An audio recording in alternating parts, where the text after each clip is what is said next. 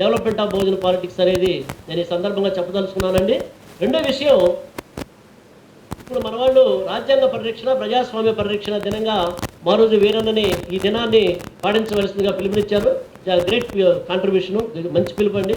ఎందుకనంటే ఇవాళ ప్రజాస్వామ్యం, రాజ్యాంగం ఎంత ప్రమాదంలో పడ్డాయో మనందరికీ తెలిసిన విషయమే.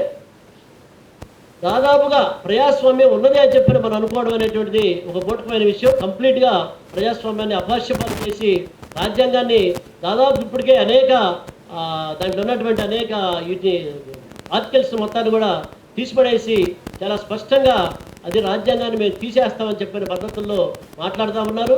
ఓపెన్గానే స్టేట్మెంట్స్ ఇస్తున్నారు. ప్రజాస్వామ్యాన్ని పూర్తిగా నామరూపాలు లేకుండా చేసి ఇవాళ బీజేపీ అత్యంత పార్శ్వకంగా తన హిందూ రాజకీయాల్ని అమలు చేసుకుంటూ ముందుకు పోతా ఉందని మనం చూస్తూనే ఉన్నాం. కాబట్టి ఇటువంటి పరిస్థితుల్లో ప్రజాస్వామ్యం అత్యంత ప్రమాదకరంగా పడినటువంటి పరిస్థితుల్లో హిందూయిజం ఒక ఫ్యాసిస్ట్ రూపం తీసుకొని ముందుకు పోతున్నటువంటి పరిస్థితుల్లో ఖచ్చితంగా ఈ ప్రజాస్వామ్యాన్ని, రాజ్యాంగాన్ని పరిరక్షించుకోవడం అనేటువంటిది ఒక ముఖ్యమైన ఎజెండాగా ముందుకొచ్చి ఉంది. కాబట్టి అటువంటి పిలుపునిచ్చి దానికోసంగా ఉద్యమాలు కూడా నిర్మించాల్సిన అవసరం ఉంది. మన మిత్రులు చెప్పాలంటే అగ్రవర్ణ గుప్త ఆర్థిక విధానాన్ని వాళ్ళు అమలు చేస్తూ బహుజన కమ్యూనిటీస్ నుంచి కంప్లీట్గా ప్రజల నుంచి ఆర్థికం అంతా అగ్రవర్ణాల దగ్గర పోయేటువంటి ఆర్థిక విధానాన్ని ఇవాళ నరేంద్ర మోడీ అధికారం వచ్చిన తర్వాత ఇంప్లిమెంట్ చేస్తున్నారు. తద్వారా బహుజన ప్రజల దగ్గర ఉన్నటువంటి ఆర్థికం మొత్తం కూడా కొన్ని వర్ణాల దగ్గరికే ట్రాన్స్ఫర్ అయ్యి మొత్తం వెళ్ళిపోతా ఉంది. ఈ విధంగా మన జేబులు ఎంత శ్రమ చేసినా కూడా ఎవరి జేబుల్లో కూడా రూపాయి కూడా మిగలకుండా అన్ని రకాల వస్తువుల యొక్క ధరలు పెంచి ఎడ్యుకేషన్ పెంచారు, వైద్యం పెంచారు, పెట్రోల్ పెంచారు, డీజిల్ పెంచారు, ఇంట్లో కూరగాయల ధరలు పెంచారు, మొత్తం పెంచేసి ఏటు మన సొమ్ము మొత్తం కూడా ఈ అగ్రవర్ణాల దగ్గర పోయేటువంటి ఆర్థిక విధానాన్ని స్పీడ్గా ఇంప్లిమెంట్ చేస్తున్నారు. దీంతోపాటు వాళ్ళకు పోటీ వచ్చేటువంటి ప్రాంతీయ శూద్రాగ్ర కులాల యొక్క ఆర్థిక విధానాలు కూడా పూర్తిగా ఫెడరలిజాన్ని పూర్తిగా దెబ్బతీసేసి వాళ్ళ దగ్గర ఉన్న ఆర్థికాన్ని కూడా దెబ్బతీసి నయానా భయాన రెండు రకాలు కూడా దెబ్బతీసి మొత్తం కేవలం త్రివర్ణాల దగ్గరే మొత్తం అది ఆర్థిక మొత్తం పోగేటువంటి గుత్తా ఆర్థిక విధానాన్ని వాళ్ళు ఇవాళ అమలు చేస్తున్నారు. నేను గుప్తా రెండు అంటున్నాను. గుప్తా అంటే ఒకప్పుడు గుప్తా రాజ్యాలు ఉన్నాయి, వైశ్య రాజ్యాలు, వాళ్ళు కూడా ఇటువంటి ఆర్థిక విధానాన్ని అమలు చేశారు. తిరిగి ఈనాడు బీజేపీ ఆధ్వర్యంలో ఇటువంటి గుత్తా ఆర్థిక విధానాలు అమలు చేస్తున్నారు. ఇది కంప్లీట్ యాంటీ బహుజన్ పాలసీ అనేది మనం అర్థం చేసుకోవాలి. అందుకని సేవ్ కాన్స్టిట్యూషన్, సేవ్ ఈ మూమెంట్ మనం నిర్మించాలి. అందుకని బహుజన వ్యతిరేకంగా ఇంత పరిపాలన చేస్తూ కూడా తిరిగి మళ్ళీ బహుజనులు వాళ్ళ కోట్లు ఎట్లా వేస్తారు? 5 రాష్ట్రాల్లో ఎన్నికలు జరిగితే బీజేపీ అధికారంకి వస్తుంది, లేదా ఇంకొన్ని రాష్ట్రాల్లో జరిగితే బీజేపీ అధికారంకి వస్తుంది. ఎలా వస్తుంది అంటే ప్రజలు ఓట్లు వేయరని వాళ్ళకి తెలుసు. కాబట్టి ఈవీఎంలు నమ్ముకున్నారు వాళ్ళు. ఈవీఎంలు నమ్ముకొని ఈవీఎంలు ఆపరేట్ చేస్తూ అధికారంకి వస్తున్నారు. దాదాపు త్రూఅవుట్ ప్రపంచంలో 3000 మందికి పైగా ఈ ఈవీఎంలు ఆపరేట్ చేసే యంత్రాంగాన్ని వాళ్ళు నియమించుకొని కంప్లీట్గా ఎక్కడికే జరిగినా వాళ్ళే అధికారంకి వచ్చినట్టు నమ్మబలగడం కోసం అక్కడ కూడా వేరే పార్టీలు వస్తున్నట్టుగా నటింపజేసి అల్టిమేట్గా సెంట్రల్ ఎలక్షన్స్లో తిరిగి బీజేపీ అధికారం వచ్చే విధంగా చేసుకొని పరస్పరం ఈ ఉదారవాద హిందుత్వం, ఉగ్రవాద హిందుత్వం రెండు కూడా బీజేపీ ఉగ్రవాద పొగడలతో పోతుంది. కాంగ్రెస్ మిగతా పార్టీలన్నీ కూడా ఉదారవాద హిందుత్వ పొగడలతో పోతూ మొత్తంగా కలిపి ఉమ్మడిగానే జాయింట్గా ఇవి బహుజన ప్రజల మీద పెద్ద ఎత్తున దాడి చేస్తూ ఉన్నాయి. తద్వారా ఈ ఓటుని దీనిగా ఫాల్స్గా మార్చిపడేసినటువంటి పరిస్థితుల్లో మనం కంప్లీట్గా డెమోక్రసీని అట్లానే కాన్స్టిట్యూషన్ రెండుని కూడా కాపాడుకుంటూ అట్లానే ఓటు సంబంధించిన దీన్ని కూడా ఈవీఎం హటావో దేశకా బచావో అని చెప్పిన ఉద్యమాన్ని మనం నిర్మిస్తే తప్ప ఈ బీజేపీని ఎట్టి పరిస్థితుల్లో అధికారం రాకుండా చేయడం సాధ్యం కాదండి. ఈవీఎంలను పగలగొట్టాలా, ఈవీఎంలని దోషం చేయాలా, ఈవీఎంలతో ఓటు పెడితే మేము ఓట్లేమని చెప్పిన ప్రజలు ఎప్పుడైతే చైతన్యం వస్తుందో మనం కోరుకున్న ప్రభుత్వం ఎవరైనా కావచ్చు, ప్రజలు ఎవరైతే కోరుకుంటారో ఆ ప్రభుత్వం అధికారంలోకి వచ్చే అవకాశం ఉంటుంది తప్ప కేవలం ప్రజలేమో ఓట్లుగా లెక్క పెట్టేసి అడగబోయిన తర్వాత ఈవీఎంలు ఆపరేట్ చేసి అధికారంకి వస్తే బీజేపీ ఎప్పటికీ అధికారంలో కంటిన్యూ అవుతుంది. వాళ్ళకు అలుపు వచ్చినప్పుడు మళ్ళీ నువ్వు ఉండరా 2 సంవత్సరాలు 2 దఫాలు నువ్వు ఉండరా అని చెప్పిన కాంగ్రెస్ మళ్ళీ రంగంలో తెచ్చి పెడతారు తప్ప వాళ్ళిద్దరే ఉదారవాద హిందుత్వం, ఉగ్రవాద హిందుత్వం రెండు కూడా పరస్పరం అధికారాన్ని పంచుకుంటూ అల్టిమేట్గా బహుజనుల్ని అణిచేసి విధానాన్ని అమలు చేస్తారు. దీన్ని ఎప్పుడో మారోజు వీరన్న ఆనాడే చెప్పాడు. హిందుత్వం ఎంత ప్రమాదకరమైనటువంటి విషయాన్ని మారోజు ఉన్న చాలా క్రితం 1991లో ఇందాక మిత్రుడు ప్రస్తావించాడు. 91లో రిజర్వేషన్ మూమెంట్ వచ్చినప్పుడు ఆనాడు ఇక్కడ మనకి పెద్ద ఎత్తున నిజాం కళాశాల గ్రౌండ్స్లో మీటింగ్ జరిగినప్పుడు వీరన్న చాలా స్పష్టంగా ఆనాడు చెప్పిందంటే Hindutva what is the Hindutva means అని చెప్పని ఇవాళకి కూడా కమ్యూనిస్టులు చాలామంది మతత్వం అని మాట్లాడతారు. హిందూ మతతత్వం, మళ్ళీ హిందూ అంటారు కూడా భయపడే ఓట్లే మతతత్వ రాజకీయాలు విమర్శించాలా, వ్యతిరేకించాలా, లేదా హిందూ మతతత్వ రాజకీయాలు నశించాలని మాట్లాడుతున్నారు. నో మతత్వ, హిందుత్వం చాలా క్లియర్గా ఆనాడు చెప్పాడు. హిందుత్వం అనేటువంటిది అత్యంత ప్రమాదకరంగా ఉంది. వాట్ ఈజ్ మీన్స్ ఆఫ్ హిందుత్వం అని ఆ రోజున వీరన్న చెప్పినటువంటిది అంటే కులతత్వం, మతత్వం, కుహనా భారత జాతీయవాద తత్వం, కుహనా హిందూ దేశభక్తి తత్వం. ఈ 4 తత్వాలను నిరంతరం ఆపరేట్ చేస్తూ ముందుకెళ్లేదే హిందుత్వం.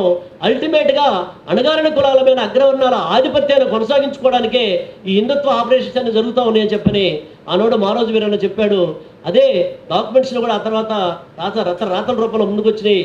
స్టిల్ ఈనాటికి హిందుత్వ పేరుతోనే ఈ నడుస్తున్న మొత్తం కూడా మీరు భారత వర్తమాన రాజకీయాలను అబ్జర్వ్ చేస్తే నిరంతరం కులతత్వాన్ని రెచ్చగొడతాడు, మతత్వాన్ని రెచ్చగొడతాడు, భారత జాతీయవాద తత్వాన్ని రెచ్చగొడతాడు, లేదంటే దేశభక్తి తత్వాన్ని. ఎన్నికలకు ముందు వచ్చినప్పుడు చైనా నుంచి ఒక ఇదేది వచ్చి పడిందని, పాకిస్తాన్ పక్కన వచ్చి ఒక ర్యాకెట్లు దొరుకుతున్నాయని చెప్పని, లేదంటే ఒకడెవడో వచ్చేసి ఇది చేస్తే వాళ్ళ లారీని గుద్దుకుంటాడు బాంబులు వేయలేని చెప్పని, ఏదో ఒక రూపంలో పాకిస్తాన్ వ్యతిరేకత లేదా చైనా వ్యతిరేకత, ఇట్లా ఈ ముస్లింని టార్గెట్ చేసుకుని ముస్లిం వ్యతిరేకతను బేస్ చేసుకొని, ఇతర పొరుగు దేశాల యొక్క వ్యతిరేకతను బేస్ చేసుకొని హిందూ దేశభక్తి తత్వాన్ని రెచ్చగొడుతూ, భారత జాతీయవాదాన్ని హిందూ కుహనా భారత జాతీయవాదాన్ని రెచ్చగొడుతూ, నిజమైన భారత జాతీయవాదం అంటే అన్ని జాతుల యొక్క ఉనికిని గుర్తించేటువంటి జాతీయవాదమే నిజమైన జాతీయవాదం తప్ప కేవలం లేనటువంటి, అసలు భారత జాతి అనేటువంటి లేనటువంటి భారత జాతీయవాదాన్ని బేస్ చేసుకొని మాట్లాడేటువంటిది కుహనా భారత జాతీయవాదం.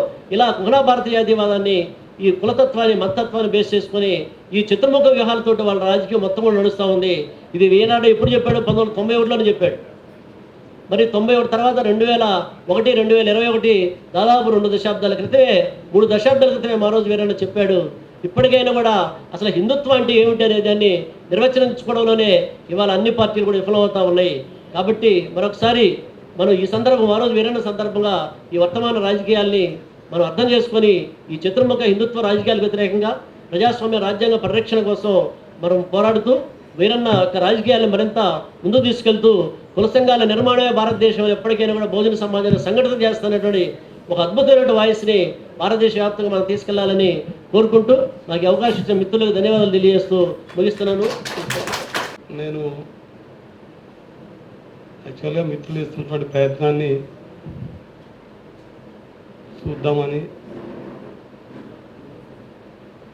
అనుకోకుండా మాట్లాడడానికైతే గత 6 సంవత్సరాలుగా 2014 చివరి నుంచి ఈ రాజకీయాల ప్రాక్టీస్కి దూరంగా ఉండి ఇప్పుడు ఆల్రెడీ ప్రాక్టీస్లో కొనసాగుతున్న వాళ్ళకి నేను ఇచ్చే సందేశం దగ్గర ఉండకపోవచ్చు. ఒక విషయం మాత్రం,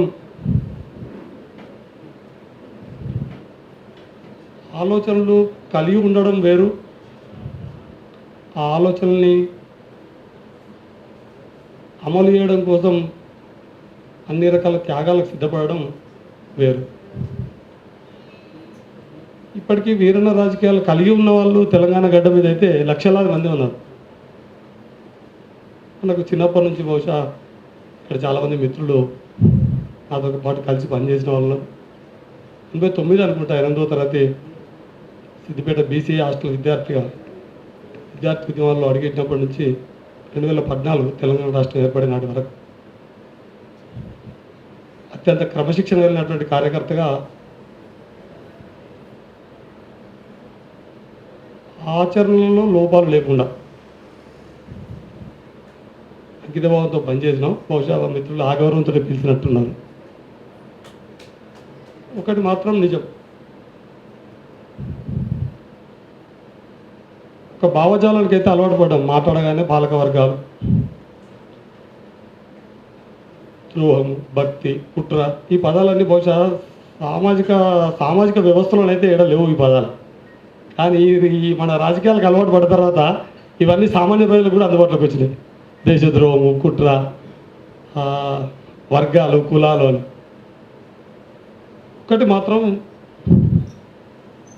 వాస్తవికత ఏంటి అంటే, ఇక్కడ ఉన్న కులాలే ఉన్నత కులాలుగా చెల్లమన్నాయి. ఉండడము అని అంటే కేవలం ఆస్తి ఉండడం మాత్రమే కాదు, అన్నీ ఉండడం, అధికారం ఉండడం, ఆయుధాలు ఉండడం, వాటికి తోడు అహంకారము ఉండడం. ఈ 3 ఉన్నటువంటి ఉన్నత కులాలే. అది పార్టీ ఏదైనా ఇంతకుముందు మిత్రుడు వెంకన్నతోటి మొన్న మాట్లాడుకుంది. ఇది భారతదేశము ప్రజాస్వామిక వ్యవస్థ అని ఇంతకుముందు కూడా మిత్రుడు చెప్పేటప్పుడు విన్నాం. డెఫినేషన్ ఆఫ్ ద డెమోక్రసీ ఆ మూలాలే సమాజంలో ఉనికిలో ప్రచారం భిన్నంగా అయి ఉన్నది. ప్రజాస్వామ్యం అంటే ఓటేయడము లేదా ఓట్లలో ఎక్కువ ఓటు పడ్డాడు అధికారం ఉండడం అనేది మనకు చలమల్లో కనిపిస్తుంది, కానీ అర్థం అంతేనా అని నేను అనుకోవట్లేదు. అక్కడి నుంచి ప్రారంభమై ఇప్పుడు ఉన్నత కులాల పేరు మీద ఉన్నటువంటి ఈ భారత రాజ్యాంగ వ్యవస్థనే ఇండియన్ యూనియన్ రాజ్యాంగ వ్యవస్థ కాస్త భారత అయింది. దానికి ఇప్పటికీ అర్థం కాదు. ఇండియాలో ఇంగ్లీష్లో అయితే ఇండియా, తెలుగులో అయితే భారతదేశం అన్నట్టుగా అలవాటు అయిపోయింది.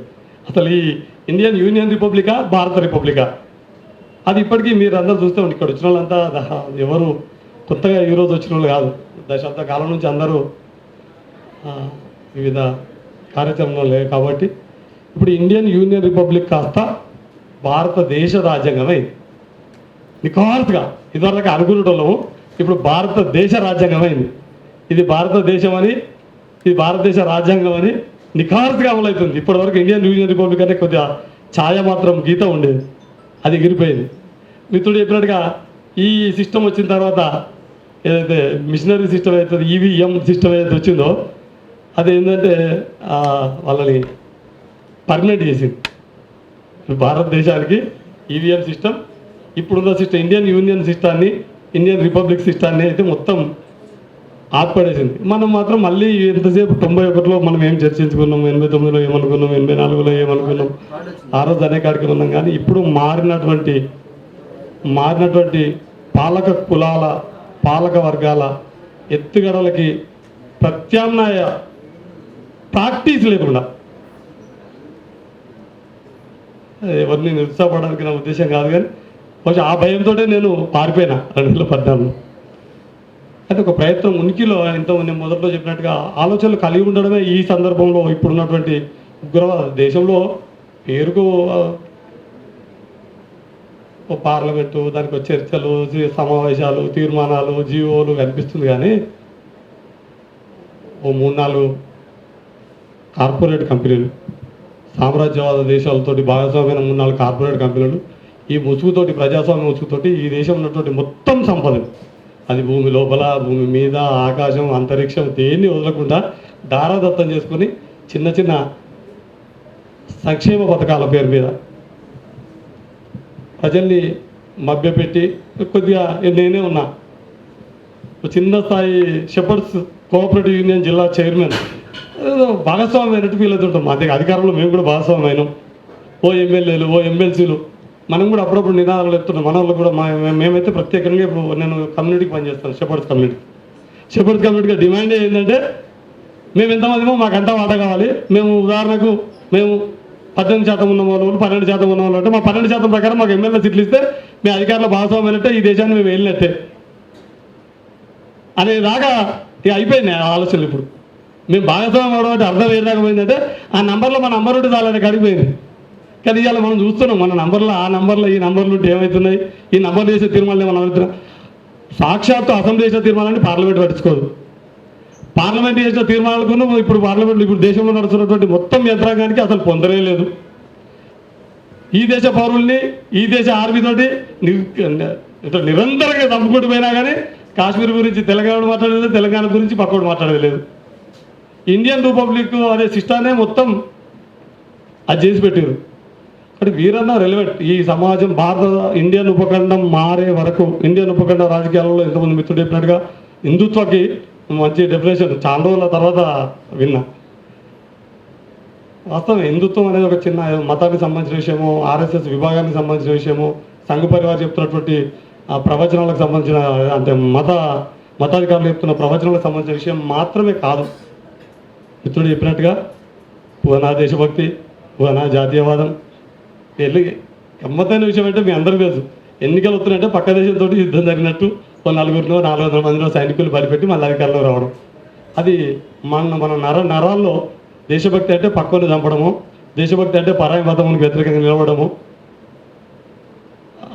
అది విస్తృతమవుతుంది. దాన్ని ప్రత్యామ్నాయ రాజకీయాలు అందించినటువంటి వీరణ రాజకీయాన్ని కలిగి ఉన్న ప్రజలు తెలంగాణలో లక్షలాదిగా కలిగి ఉన్నారు. వాటిని ఆచరించడానికి కావాల్సినటువంటి కమిట్మెంట్ మేమైతే ఇవ్వలేకపోయినాం. మీ ప్రయత్నంలో ఆ కమిట్మెంట్ రావాలని విశ్వాసం, ఈ రాజకీయాలను నిలబెట్టే విశ్వాసం కలిగించాలని ఒక మంచి ప్రయత్నం రెండు పార్టీలు కలిపి పెట్టడం, ఒకే అభిప్రాయం కలిగినటువంటి దండి వెంకటరమణతో కూడా నాకు 2 దశాబ్దాల పరిచయం ఉంది. ఒకే రాజకీయ అభిప్రాయం కలిగినటువంటి 2 సంస్థలు కలిపి ఈరోజు ఇంతకుముందు మిత్రబృందం పేరు మీద అంతకుముందు ఒక సాహసం చేసుకుంటూ వచ్చినాం. అంటే మరోసారి వేదిక మీద పిలిచారు కాబట్టి చెప్తున్నాం. బహుజన కమ్యూనిస్ట్ పార్టీ పెట్టడం కూడా ఒక పెద్ద సాహసం అన్నాడు. 2004లో 2005లో ఇక్కడ ఉన్న చాలామంది మిత్రులు 13 మంది రాష్ట్ర కమిటీ 11 అయ్యి 7 అయ్యి 9 5 అయ్యి ఆ 5 రాష్ట్ర కమిటీ మావోయిస్ట్ పార్టీలో విలీనం చేసిన తర్వాత మరి ఏం చేయాలి అసలు అనే ఆలోచన వచ్చినప్పుడు అన్ని పార్టీల దగ్గర తిరిగినాం. మావోయిస్ట్ దగ్గర విన్నాం, లిబరేషన్ దగ్గర పోయినాం, న్యూ డెమోక్రసీ దగ్గర పోయినాం. ఎవరి దగ్గరికి పోయినా కానీ ఈ అభిప్రాయాలనే వాళ్ళు స్వీకరించాం. పని చేయడం అంటే ఇంకో 4 వాళ్ళు పనిచేస్తున్నటువంటి 9 మంది రాష్ట్ర కమిటీ ఉంటే అందులో 2 తీసుకుంటాం, లేకపోతే 5 జిల్లా కమిటీ 2 తీసుకుంటాం. అంటే వాళ్ళు పనిచేస్తున్న గుంపులో మమ్మల్ని 2 కలుపుకోబోతూ ఉన్నారు. కానీ ఎవరు ఈ అభిప్రాయాల మీద కనీస చర్చ కూడా సిద్ధపడరు. కాబట్టి ఈ అభిప్రాయాలు కలిగి ఉన్న మనం ఎవరి దగ్గర పోలేదు. ఈ అభిప్రాయాలతో ఇట్టే కొనసాగుతామని చెప్పి 2006 మార్చి 23 ఇదే వేదిక ఇదే హాల్లో బహుజన కమ్యూనిస్ట్ పార్టీ ప్రారంభించుకొని 2014 దాకా ఓ ప్రయత్నం చేసి ఉన్నాం.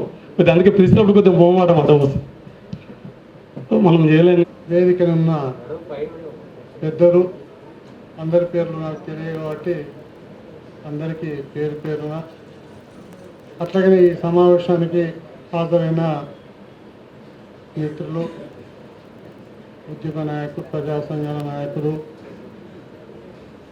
సామాజిక న్యాయం, ఆర్థిక న్యాయం, రాజకీయ న్యాయం కావాలని కోరుకునే వారందరికీ విప్లవ వందనాలు. కులవర్గ జమిలీ పోరాటాలు జరపాలని మారోజు వీరన్న అంతర్గతంగా ఆనాడు ఆయన కొనసాగుతున్న విప్లవ పార్టీలో చర్చ పెట్టి ఆ విప్లవ పార్టీ నుంచి వెళ్ళి బయటకు వచ్చి తను ఈ థియరీని ప్రవేశపెట్టాడు. ఆ రోజుల్లో వర్గ పోరాటం ద్వారా విప్లవం వస్తుందని అభిప్రాయం బలంగా కమ్యూనిస్ట్ పార్టీలలో ఉన్న రోజుల్లో ఇది ఎలా సాధ్యమవుతుంది అని చర్చ మొదలు కమ్యూనిస్ట్ పార్టీలలో, విప్లవ పార్టీలలో మొదలైంది వీరన్న గారి యొక్క ఆలోచనతోటి. అంతేకాకుండా కుల సంఘాలు కానీ లేదా సామాజిక న్యాయం అనే చర్చ ఒక ఉధృత రూపం రావటం అనేది వీరన్న గారు ప్రవేశపెట్టిన తర్వాతనే అనేక రకాలుగా కుల సంఘాల పేరుతోటి, వాళ్ళ హక్కుల పోరాటాల పేరుతోటి వేదికలు బాగా విస్తృతం ఈరోజు చర్చకొచ్చడానికి అదొక చైతన్యం కలిగించింది. సరే, ఏదేమున్నా ఈ దేశంలో సామాజికంగా, ఆర్థికంగా, రాజకీయంగా అంటే అన్ని వర్గాల హక్కులు 100కి 90% ఉన్న ప్రజలకు దక్కినప్పుడే నిజమైన ప్రజాస్వామ్యం, నిజమైన సోషలిజం, నిజమైన అనేది నమ్ముతుని పనిచేసే వాళ్ళు చాలామంది ఉన్నారు. మరి ఏ పోరాటం ద్వారా వస్తుంది అనేది అనేక అనుభవం ద్వారా ఇప్పుడు మన ముందున్న అంశం ఏమిటంటే కులం అనే అస్తిత్వం ఉంది, వర్గం అనేది అస్తిత్వంలో ఉంది. మన ముందట రెండు ఉన్నాయి. ఏది పునాది? వర్గ పోరాటం పునియాదా లేదా సామాజిక పోరాటం పునియాదా అనేది ఒక వాదనైతే, 2 సమానంగా జమిలి పోరాటాలు చేయాలనే అభిప్రాయం ఈ మధ్యన కొత్తగా డెవలప్ అవుతుంది. ఆ కొత్తగా డెవలప్ అయ్యే దాంట్లో మా ఎంసిపిఐ పార్టీ కూడా ఒక భాగస్వామిగా ఉన్నది. ఎంసిపిఐ పార్టీ మొట్టమొదలు వర్గ పోరాటం నడిపే మనం కమ్యూనిస్టులను ఈ చీలికలు పేలికలు అనేది పక్కకు పెట్టి కమ్యూనిస్టులు మొట్టమొదలు ఆ వర్గ పోరాటం ద్వారానైనా ఆలోచించడానికి, ఈ చీలికలు నివారించడానికి మార్గం ఏమిటి? కమ్యూనిస్టులు ఐక్యం అవడానికి అవకాశాలు లేవా? చీలిపోయటానికి ఎక్కువ అవకాశాలు ఉన్నాయా? దీనికి చరిత్ర కారణాలు లేవా అనేది మేము ప్రశ్నిస్తూ, కమ్యూనిస్టులు మొట్టమొదలు ఐక్యం వేయడానికి చాలా చక్కటి అవకాశాలు ఉన్నాయని, కమ్యూనిస్టులు ఏకం కావాలి అనేది ప్రతిపాదిస్తున్నాం. ఈరోజు ఎర్ర జెండా మన జెండా అంటున్నాం, మార్క్సిజం లెనినిజం మన సిద్ధాంతం అంటున్నాం, సోషలిజం కావాలనుకుంటున్నాం. అట్లాగనే ఈ రాజ్యాంగ దోపిడీ పోవాలనుకుంటున్నాం, పోరాటాలు చేయాలనుకుంటున్నాం. ఇన్ని చక్కటి అవకాశాలు ఏకంగా ఉండి పనిచేయడానికి ఉన్నాయి. భిన్నాభిప్రాయాలు ఎక్కడున్నాయి?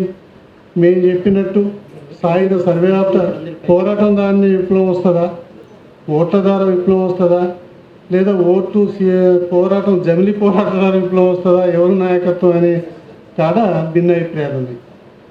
మొట్టమొదలు ఏకాభిప్రాయమైన అంశాల మీద కలిసి పనిచేయటం మూలంగా భిన్నాభిప్రాయాలు కొన్ని చర్చల ద్వారా పరిష్కరించుకోవచ్చు, కొన్ని కాలం పరిష్కరిస్తుంది, కొన్ని ఇంకేమైనా మిగిలితే అవి పక్కకు పెట్టి భేదాభిప్రాయాలను పక్కకు పెట్టి ఏకాభిప్రాయంగా కలిసి పనిచేయటం మూలంగా అది ఒక మహాప్రభావంగా పనిచేస్తుంది అనేది మేము ఫార్ములా పెట్టుకొని ఇది పనిచేస్తూ ఉన్నాం. మావోయిస్ట్ పార్టీ చెప్పినట్టు రేపు తిరుగుబాటుదాన్ని వాళ్ళు చెప్పినట్టు విప్లవం వస్తుంది, మేమంతా దానికి వ్యతిరేకమవుతామా? విప్లవం కావాలని కోరుకునే వాళ్ళం వాళ్ళ అంచనా కరెక్ట్ అయినప్పుడు అడుగులో ఇంకో భుజం కలుపుతాం అనేదే చెప్తా ఉన్నాం. లేదు, ఓట్ల ద్వారానే రేపు అధికారం మీదకి ఈ సమసమయ స్థాపన కొరకు వాళ్ళు నడుము కట్టిందనుకున్నాం, రాజ్యాంగాన్ని దాన్ని మార్చాలనుకుంటున్నాం. అప్పుడు ప్రజా పోరాటాలు దానికి అండగా నడపాలి. అందుకని ఆ భిన్నాభిప్రాయాలు పక్కకు పెట్టి ఏకాభిప్రాయాలకు అవకాశం ఉన్నదానికి అడుగులేద్దాం అనేది ఇది ఒక వేదికగా పనిచేస్తున్నాం. అదే సందర్భంగా సామాజిక న్యాయం అనేది కావాలి. ఈ సామాజిక న్యాయం అనేది వర్గ పోరాటంలో భాగమే, కానీ వర్గ పోరాటం సామాజిక పోరాటం ఒకటి కాదు. సామాజిక పోరాటానికి వర్గ పోరాటానికి అవినాభావ సంబంధం ఉంది. ఈ అవినాభావ సంబంధంలో సామాజిక చైతన్యం మరి వెనకటి లెక్క ఫ్యూడల్ భూస్వామ్య విధానం ఉన్నప్పుడు, భూస్వామ్య వ్యవస్థ గ్రామాలలో ఉన్నప్పుడు కూలీ పోరాటాలు, జీతగాల పోరాటాలు, వడ్డీనగల వ్యతిరేక పోరాటాలు ఇవన్నీ చెప్తే ప్రజలు నిలబడ్డారు. ఇవాళ అది మారి పెట్టుబడిదారి విధానం వచ్చిన తర్వాత ఆ పోరాటాలకు విలువ లేదు. కూలీ చేద్దామంటే నువ్వేంది చేసేది, మాకు ఇప్పుడు రాజకీయ చైతన్యం, రాజకీయ అధికారం కావాలి, మాకు ఆ అంశం మీద మాట్లాడే వాళ్ళు కావాలి, ఈ అంశాన్ని పట్టుకునే వాళ్ళు కమ్యూనిస్టులు ఫెయిలైన్లు అనేదాన్ని ఒక రకమైన పెద్ద విమర్శ కాదు, చైతన్యం కూడా ఈ వర్గాలలో వస్తుంది. అందుకని సామాజిక న్యాయం అనేది వర్గ పోరాటంలో భాగమైన అవి ఒకటి కాకపోయినా సామాజిక చైతన్యానికి కావలసిన చైతన్యాన్ని కల్పించడంలో, పని చేయటంలో తప్పు లేదు, పని చెయ్యాలి అనేది కావాలి. ఏ పోరాటం చేపట్టినా ప్రజల్లో చైతన్యం రావాలి. ఎన్నికల పోరాటంలైనా ఈ ఎన్నికల్లో ప్రజలు ఓట్లు డబ్బులు తీసుకోకుండా మభ్య పడకుండా పోరాటం చేసి అంటే చైతన్యం కల్పించడం అదేం తక్కువ పోరాటం కాదు. ఆ చైతన్యం కల్పించలేకపోతాం. అట్లాగనే విప్లవం సాయుధ తిరుగుబాటు చేయడం దాంట్లో కూడా మరి ఒక ఆయుధం పట్టుకోవటమే పరిష్కారం కాదు. ప్రజలు చైతన్యవంతులై మమ్మల్ని అందరినీ జైల్లో పెడతావా, ఏం పెడతావో, మేము తెగింపు పోరాటాలు అవి వచ్చే రానంతకాలం కూడా పరిష్కారం కాదు. ఈ రెండు పోరాటాలలో కూడా ప్రజలను చైతన్యవంతం చేయాల్సిన అవసరం, కర్తవ్యం ఉన్నది. అందుకని లాల్ నీల్ ఐక్యతను కానీ అట్లాగనే సామాజిక న్యాయం అన్ని వర్గాల ప్రజలకు కావాలి.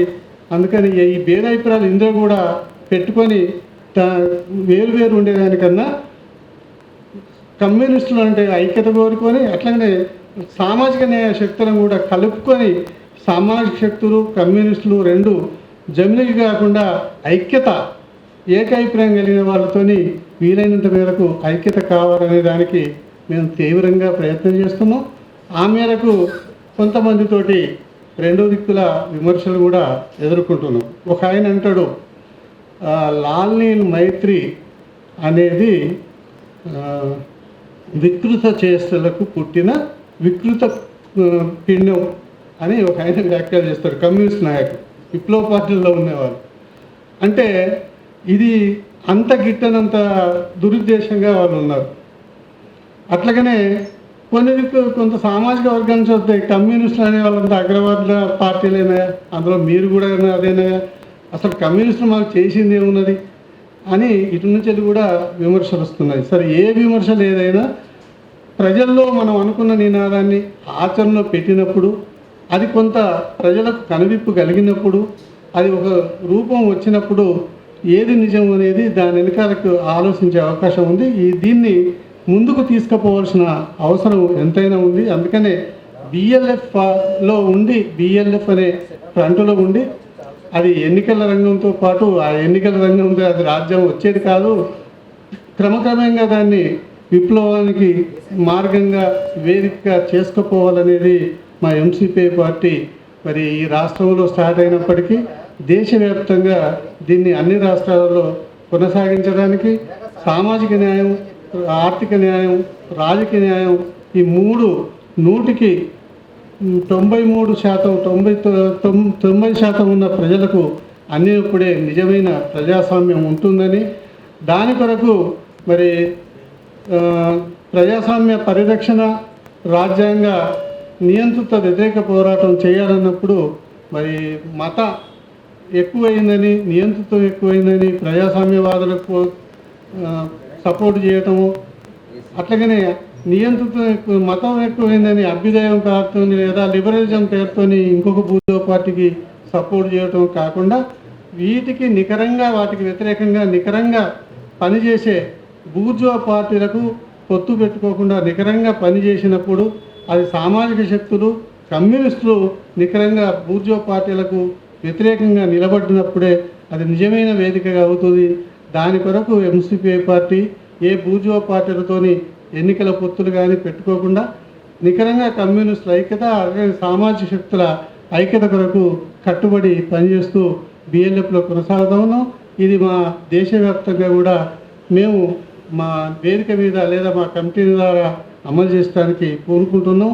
దీనికి భవిష్యత్తు ఉంటుందని ఆలోచించే వాళ్ళందరూ కూడా ఇందులో తప్పనిసరిగా మనమంతా ప్రభావితంగా అందరం ఏకమైన నాడే అది సాధ్యమవుతుందని, చిన్న చిన్న భేదాభిప్రాయాలు ఉంటే ఇవి మిత్రుత్వ భేదాభిప్రాయాలు అది అభివృద్ధికే రూపం తీసుకుంటుందని, ఐక్యతకు సాధించబడుతుందని ఆలోచిస్తూ మరి ఈ మాలోజు వీరన్న గారి యొక్క వర్ధంతి సభలో మమ్మల్ని ఆహ్వానించి మా అభిప్రాయాన్ని కూడా తెలుసుకుందానికి ప్రయత్నించిన ఈ వేదిక వారికి ధన్యవాదాలు తెలుపుతూ సెలవు తీసుకుంటున్నాం.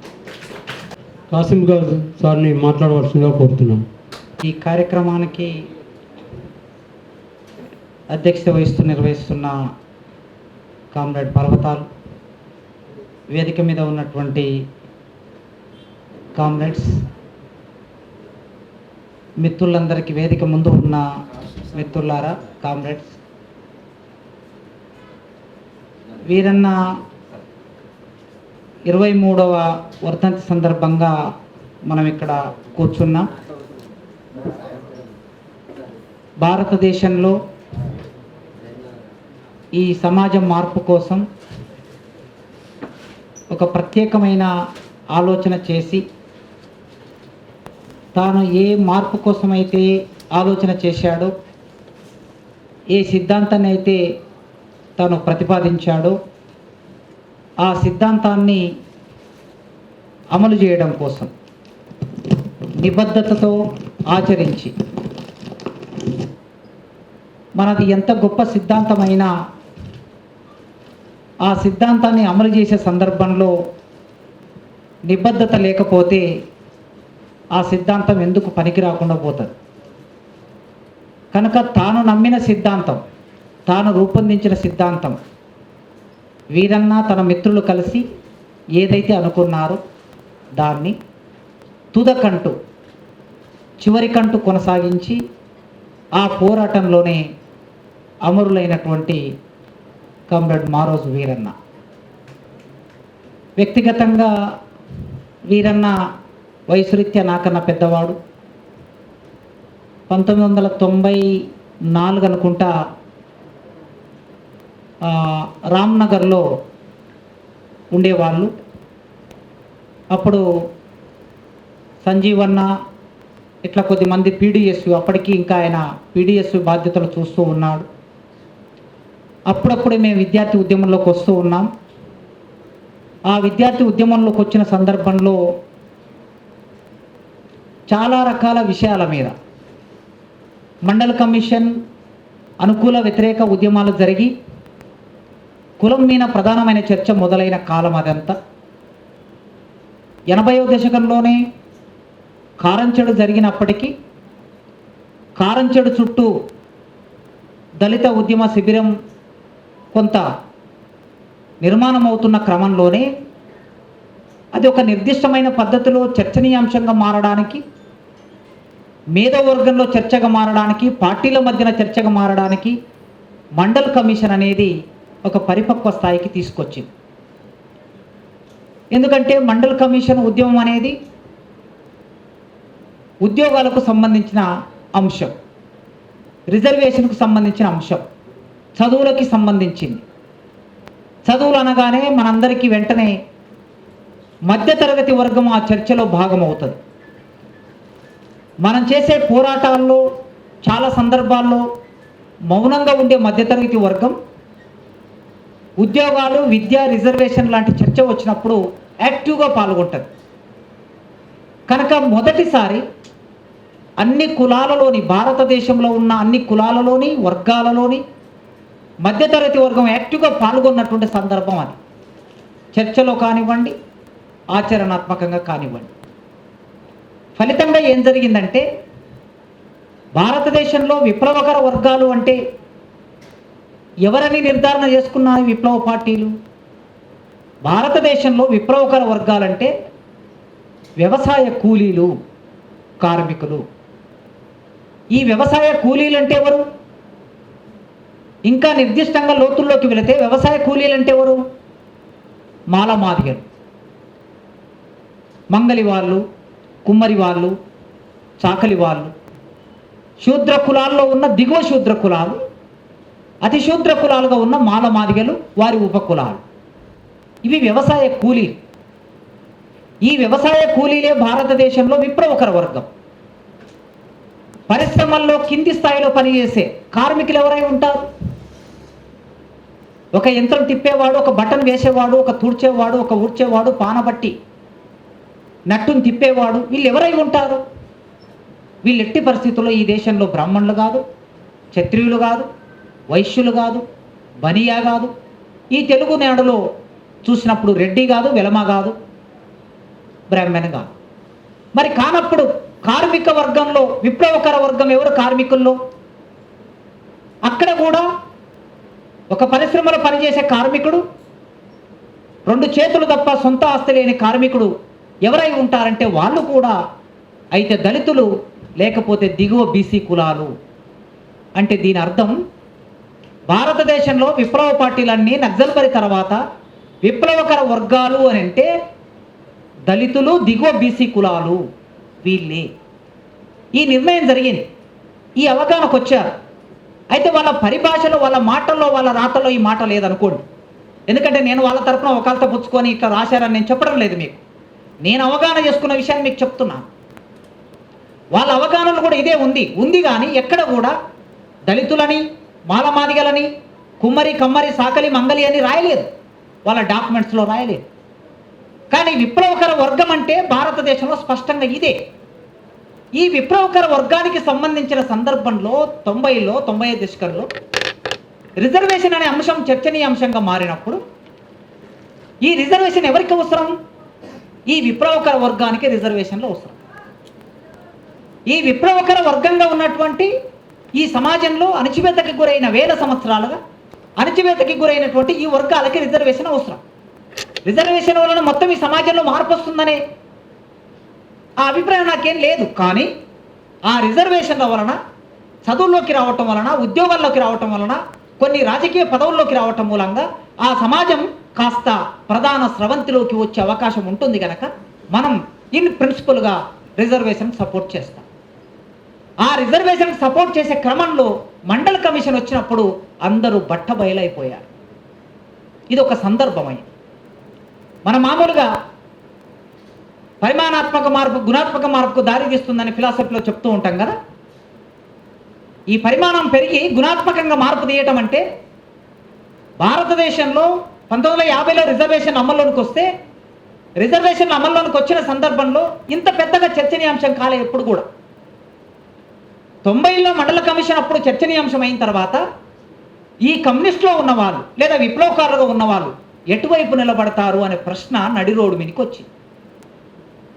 వీళ్ళు విప్లవకర వర్గాలైనటువంటి మాలలకి, మాదిగలకి, కుమ్మరికి, కమ్మరికి, చాకలికి, మంగలికి రిజర్వేషన్లు రాజ్యాంగం ప్రసాదించిన రిజర్వేషన్ల వైపు నిలబడతారా, లేదా ఈ రిజర్వేషన్కు వ్యతిరేకంగా రోడ్ల మీదకి వచ్చినటువంటి పాలిష్డ్ వర్గం, మెడికల్ కాలేజీలో చదువుకుంటున్నటువంటి అగ్రకుల బ్రాహ్మణీయ వర్గాలైనటువంటి ఆ పిల్లలు రోడ్ల మీదకి వచ్చి పోరాటం చేస్తుంటే వాళ్ళ వైపు నిలబడతారా అనే ప్రశ్న మన ముందుకు వచ్చింది. అప్పుడే స్పష్టంగా ఈ దేశంలో విప్లవకర వర్గాలని చెప్పి వాళ్ళ కోసం వాళ్ళ విముక్తి కోసం మేము పోరాటం చేస్తామని చెప్పిన వాళ్ళందరూ బట్టబయలు అయ్యారు. రిజర్వేషన్లు సమర్థించాలా, రిజర్వేషన్లు వ్యతిరేకించాలా అన్నప్పుడు మనందరికీ తెలుసు సోకాల్డ్ పార్లమెంటరీ కమ్యూనిస్టు పార్టీలు ఆ రోజు ఎట్లా వ్యవహరించాయో, వాళ్ళు ఎట్లా రాసుకున్నారో, బ్లాక్ అండ్ వైట్లో డాక్యుమెంట్లు ఉన్నాయి, ఆనాటి పేపర్లు ఉన్నాయి, మనం అందరం చదివాం. మరి విప్లవ పార్టీలుగా ఉన్నటువంటి ప్రధాన విప్లవ పార్టీలు ఆ రోజు 3 ఉన్నాయి నాకు తెలిసి ఆనాటికి, ఇంకా ఇన్ని చీలికలు పేలికలు లేవు. ఆ 3 విప్లవ పార్టీలుగా ఉన్నటువంటి వాళ్ళలో ఎవరెవరు ఎట్లా మారిపోయారో కూడా మనం చూసాం. ఈ చూసినప్పుడు విప్లవ వర్గంలోకి వస్తున్నటువంటి విద్యార్థి సంఘ నాయకులుగా వస్తున్న వాళ్ళు 90 దశకంలో ఎవరై ఉంటారు, లేదా మొదటి నుంచి ఎవరై ఉంటారు? 1960 నుంచి 1970, 80ల వరకు అగ్రకులాల నుంచి విద్యార్థి ఉద్యమంలోకి వచ్చారు ఎక్కువ మంది. మారోజు వీరన్న లాంటి కొద్దిమంది, సంజీవన్న లాంటి లేదా ఇంకొద్ది మంది అట్లాంటి వాళ్ళు పేద వర్గాల నుంచి లేదా కింది కులాల నుంచి వచ్చినటువంటి వాళ్ళు అక్కడక్కడ కనిపిస్తారు. కానీ ఎక్కువ 60 నుంచి 75 ఎమర్జెన్సీ వరకు అగ్రకులాల నుంచి ఎక్కువ మంది వచ్చారు. ఆశయంతో పోరాటంలోకి వచ్చారు. చిత్తశుద్ధిగా ఆ పోరాటం నమ్మారు, దానికోసం అమరులయ్యారు. కానీ 80ల తర్వాత నూతన ఆర్థిక విధానాలు, మనం అనుకుంటాం 90ల తర్వాత నూతన ఆర్థిక విధానాలు వచ్చాయని అనుకుంటాం, కానీ అది నిజంగా 86లోనే ఇందిరాగాంధీ అంతకన్నా ముందే ఎమర్జెన్సీ తర్వాత ప్రపంచ బ్యాంక్ దగ్గరికి వెళ్ళింది, అప్పులు తెచ్చుకున్నది. అది ఇంత పెద్ద చర్చనీయాంశం కాలే ఆ రోజు. ఇందిరాగాంధీ తర్వాత రాజీవ్ గాంధీ ప్రధానమంత్రి అయ్యాడు. ప్రధానమంత్రి అయిన తర్వాత ఆయన నూతన విద్యా విధానాన్ని 1986లో తీసుకొచ్చాడు. వైట్ కాలర్ ఎడ్యుకేషన్ అంటాం దీన్ని. ఈ నూతన విద్యా విధానాన్ని ఎప్పుడైతే తీసుకొచ్చిండో మల్టీనేషనల్ కంపెనీల్లో పనిచేయడానికి కావలసిన స్కిల్డ్ లేబర్ భారతదేశంలో తయారు కావటం మొదలైంది. ఈ స్కిల్డ్ లేబర్గా తయారయ్యేటటువంటి వాళ్ళందరూ గ్రామాల నుంచి వచ్చిన భూస్వాముల పిల్లలు, అగ్రకులాల పిల్లలందరూ కూడా ఆ నూతన విద్యా విధానం. మరి కింది కులాల నుంచి చదువుకోవడానికి రావడానికి ఎంత సమయం పట్టింది? 1960లోనే కింది కులాల నుంచి చదువుకోవడానికి 100ల కొద్దీ, 1000 కొద్దీ విద్యార్థులు రాలే. అది 70, 75 తర్వాత ఎమర్జెన్సీ తర్వాత మెల్లగా రావటం మొదలైంది. ఈ మెల్లగా రావటం మొదలైనటువంటి వాళ్ళు యూనివర్సిటీలోకి రావటం ఈ కింది కులాల నుంచి, అంటే వీరన్న లాంటి వాళ్ళు విశ్వవిద్యాలయ స్థాయిలోకి 80లో అడుగుపెట్టడం అనేది జరిగింది. మీరు ఆ కాలంలో ఎంతమంది దళితులు చదువుకున్నారు విశ్వవిద్యాలయ స్థాయిలో? ఇవాళకి కూడా ఉస్మానియా యూనివర్సిటీ లేదా పెద్ద యూనివర్సిటీస్లలో మనం ఆ రేటు తీసుకొని చూస్తే, ఓవరాల్గా ఇండియాలో చూస్తే ఐఐటీలో, సెంట్రల్ యూనివర్సిటీస్లలో, స్టేట్ యూనివర్సిటీస్లలో 10% ఉన్నత విద్యలోకి వస్తున్న ఎస్సీ, ఎస్టీ, బీసీ, మైనార్టీ వర్గాల్లో 10% దాటలే ఇంకా ఈ రోజుకి. ఇవాళ ఓయూలో 64% అమ్మాయిలు వస్తున్నారు. 64% అంటే అబ్బాయిల కన్నా ఎక్కువ శాతం, 14% ఎక్కువ వస్తున్నారు. కానీ వాళ్ళ నుంచి కూడా ఏ కులాలు వస్తున్నాయని జాగ్రత్తగా చూస్తే, కోర్సు బై కోర్సు చూస్తే బీసీలలో ఎగువ శూద్ర కులాలు ఉన్నాయి కదా, ఎగువ కులాలు బీసీలలో అంటే ముదిరాజు, కాపు, మున్నూరు, ఈ కులాల నుంచి ఎక్కువ మంది ఉంటున్నారు. ఒక 40 మంది క్లాసులో చేరితే 40 మందిలో 20 మంది ఈ కులాల నుంచి అబ్బాయిలు, అమ్మాయిలు ఉంటున్నారు. అమ్మాయిల శాతం అని చూస్తే ఈ పర్టికులర్ నేను చెప్పినటువంటి ఈ 3 కులాలు, ఆ తర్వాత యాదవ, గౌండ్ల, ఈ 2 కులాలు, మొత్తం ఈ 5 కులాల నుంచే విద్యార్థులు వస్తున్నారు. నేను చూస్తూ ఉంటా మామూలుగా ప్రతి సంవత్సరం అడ్మిషన్ లిస్ట్ రాగానే ఎంతమంది ఉన్నారు, బీసీఏ ఎంతమంది ఉన్నారు అని చూస్తూ ఉంటాను నేను. ప్రతి గ్రూప్లో 1, 2 ఉంటే చాలా ఎక్కువ. కొన్ని కోర్సులో వాళ్ళ రిప్రజెంటేషన్ ఉండదు. ఇప్పుడు బయోటెక్నాలజీ అని ఉంటుంది ఒక కోర్సు. బయోటెక్నాలజీ అసలు బీసీఏ అడ్మిషన్ జరగదు.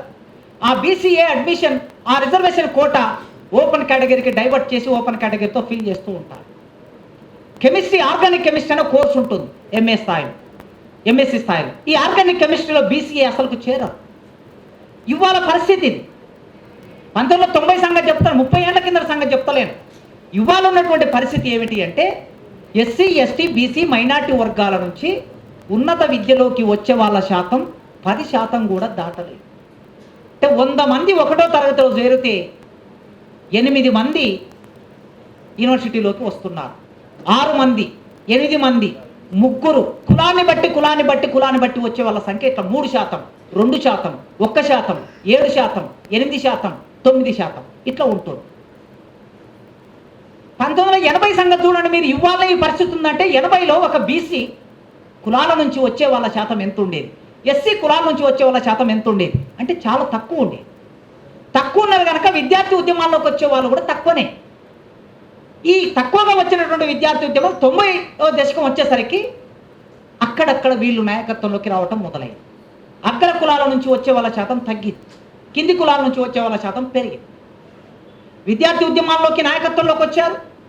ప్రధానమైన చర్చనీయాంశం రిజర్వేషన్ మారింది.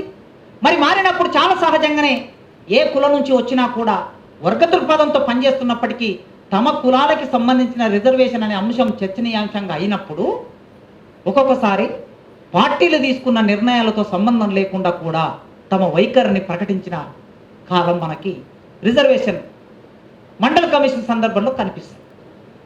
అందుకే అక్కడి నుంచి మొదలైంది. అంటే ఇన్నాళ్ళు మేము పనిచేస్తున్న కమ్యూనిస్టు పార్టీలలో, విప్లవ పార్టీలలో మా కోసం పనిచేస్తున్నారు అనుకున్నాం. కానీ రిజర్వేషన్ అనే ఒక చిన్న అంశం ముందుకు వచ్చినప్పుడు వీళ్ళు మాకు అనుకూలంగా ప్రకటన చేయకుండా కొద్దిమంది తటస్థ వైఖరి తీసుకున్నారు. తటస్థ వైఖరి అంటే ఏమిటి? మనం వ్యతిరేకించొద్దు, అట్లనే మన మండల కమిషన్కు అనుకూలంగా పోరాటము చేయొద్దు. దీని అర్థం ఏమిటి? తెలంగాణ ఉద్యమానికి మనం సపోర్ట్ చేయొద్దు, అట్లనే ప్రజా శిబిరంలో తెలంగాణ ఉద్యమం కోసం పనిచేయొద్దు. అంటే దీని అర్థం అల్టిమేట్గా తెలంగాణకు వ్యతిరేకంగానే అని దీని సారాంశం. రిజర్వేషన్ కూడా అదే.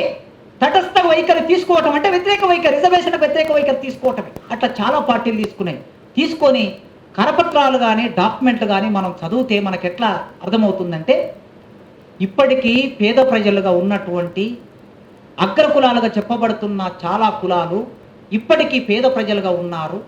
వాళ్ళ కులాల నుంచి వచ్చిన విద్యార్థులకి, ఆ వర్గం నుంచి వచ్చిన విద్యార్థులకి ఇంకా సీట్లు రావటం లేదు, ఉపాధి లభించటం లేదు అని రాసుకున్నారు. బాగానే ఉంది. ఆ కులాల నుంచి వచ్చిన వాళ్ళకి సీట్లు రావటం లేదు, ఉద్యోగాలు రావటం లేదని రాసుకున్నారు కదా. మరి ఈ కులాల నుంచి వచ్చిన వాళ్ళ సంగతి ఏమిటి అనే ప్రశ్న ఎందుకు తట్టలేదు? వాళ్ళ మీద చూయించినంత జాలి ఈ అనామకులైన మీరు రాసుకున్న విప్లవకర వర్గాల వైపు కదా మీరు ఉండవలసింది, విప్లవకర వర్గాల గురించి కదా మీరు రాయవలసింది, వీళ్ళ మీద కదా జాలి చూపించవలసింది. ఈ సందర్భం వచ్చినప్పుడు నెట్ట నిలువుగా డిబేట్ మొదలైంది. పార్టీలలో విప్లవ పార్టీలో డిబేట్ మొదలైంది. ఆ డిబేట్లో నేపథ్యంలో భాగంగానే మారోజు వీరన్న డిబేట్ను మనం చూడాలి. పుట్టిగా ఆకాశం నుంచి మారోజు వీరన్న ఊడిపడే డిబేట్ మొదలు కాలే. మనం ఏం చేస్తాం? ఫిలాసఫికల్గా చూసినప్పుడు ఒక నిర్దిష్ట పరిస్థితి ఒక అంచనకి, ఒక ఆలోచనకి పునాది వేస్తుంది అని అంటాం కదా. ఆ నిర్దిష్ట పరిస్థితి ఏమిటి అంటే రిజర్వేషన్ అనే అంశం చర్చనీయాంశంగా మారట. అప్పుడు జనశక్తి పార్టీలో చర్చ మొదలైంది, ఆనాటి పీపుల్స్ పవర్ పార్టీలో చర్చ మొదలైంది, పార్లమెంటరీ కమ్యూనిస్టు పార్టీలలో చర్చ మొదలైంది. ఒక్కోసారి ఆ చర్చ ఎంత దూరం వెళ్ళింది? ఆ చర్చ పార్టీని విడగొట్టే స్థాయికి వెళ్ళినప్పుడు మారోజు వీరన్న లాంటి బలమైన నాయకుడు ఉన్నప్పుడు పార్టీ విడిపోయింది. అంతటి బలమైన నాయకుడు లేనప్పుడు ఆ పార్టీలలో ఇంకా బాధపడుతూ చర్చ పెడుతూ ఒక్కొక్కసారి గట్టిగా అరుస్తూ ఒక్కొక్కసారి మౌనంగా ఉంటూ ఆ పార్టీలలో చర్చలు ఇంకా కొనసాగుతూనే ఉన్నాయి. ఇది స్థితి. ఈ స్థితిలో మేము విద్యార్థులకు వచ్చాం, హైదరాబాద్కు వచ్చాం. ఎక్కడనో నల్లమల్ల అడవుల్లో ఓ మాదిగ కులంలో పుట్టి ఇంత దూరం రావటం అనేది చాలా గగనమైన రోజులు. ఇంత దూరం వచ్చాం మేము. హైదరాబాద్కు వచ్చి మేము వెతుకుతూ ఉన్నప్పుడు ప్రైవేటీకరణ చాలా ప్రమాదంగా ముందుకొచ్చింది. ప్రైవేట్ యూనివర్సిటీలకు వ్యతిరేకంగా, ప్రైవేట్ విద్యా వ్యవస్థకు వ్యతిరేకంగా ఒక యునైటెడ్ ఫ్రంట్ కట్టి విద్యార్థి సంఘాలు పనిచేయవలసిన అవసరం ఏర్పడింది. అన్ని విద్యార్థి సంఘాలు, ఇంజనీరింగ్ కాలేజీలు, మెడికల్ కాలేజీలు, మొత్తం విద్యా వ్యవస్థ అంతా ప్రైవేట్ వాళ్ళ గుత్తాధిపత్యంలోకి, కార్పొరేట్ చేతుల్లోకి వెళుతూ ఉన్నప్పుడు దీనికి వ్యతిరేకంగా అన్ని విద్యార్థి సంఘాలు కలిసి ఒక ఐక్య సంఘటన కట్టి పోరాటం చేయాలన్నప్పుడు మేము పనిచేస్తున్న విద్యార్థి సంఘం తరపున నిజానికి అప్పటికి వీరన్న తెలుగు సమాజంలో ఒక లెజెండ్, చాలా పేరు ప్రఖ్యాతులు ఉన్నవాడు. మేము ఒక సంఘంలో పనిచేస్తున్నాం కనుక ఆ సంఘం ప్రతినిధులుగా మేము చాలా చిన్నవాళ్ళం, అవగాహన రీత్యా చిన్నవాళ్ళం, ఆనాటికి వయసులో చిన్నవాళ్ళం, విద్యలో చిన్నవాళ్ళం. ఆయనతో మాట్లాడడం కోసం వెళ్ళాం. ఇది మా పరిచయం. మా పరిచయం ఎట్లా జరిగిందంటే ఇట్లా జరిగింది. ఒక యునైటెడ్ ఫ్రంట్ కట్టడానికి పీడిఎస్యు నాయకత్వంతో మాట్లాడడం కోసం వెళ్ళినప్పుడు చాలా విషయాలు మాట్లాడాడు ఆయన. రామ్నగర్ చౌరస్తాలో మనం ఇట్లా తిరుగుతుంటే ఆడ ఒక టీ కొట్టు ఉంటుంది, షాప్ ఉంటుంది, అందులో కూర్చొని ఒక 3 గంటలు మాట్లాడాడు. నేను ఎన్నడూ వినని విషయాలు మాట్లాడాడు ఆయన అక్కడ. మేము అప్పటికి అంబేద్కర్ గురించి ఆలోచిస్తున్నాం, అంబేద్కర్ గురించి మాట్లాడుతున్నాం ఇంటర్నల్గా.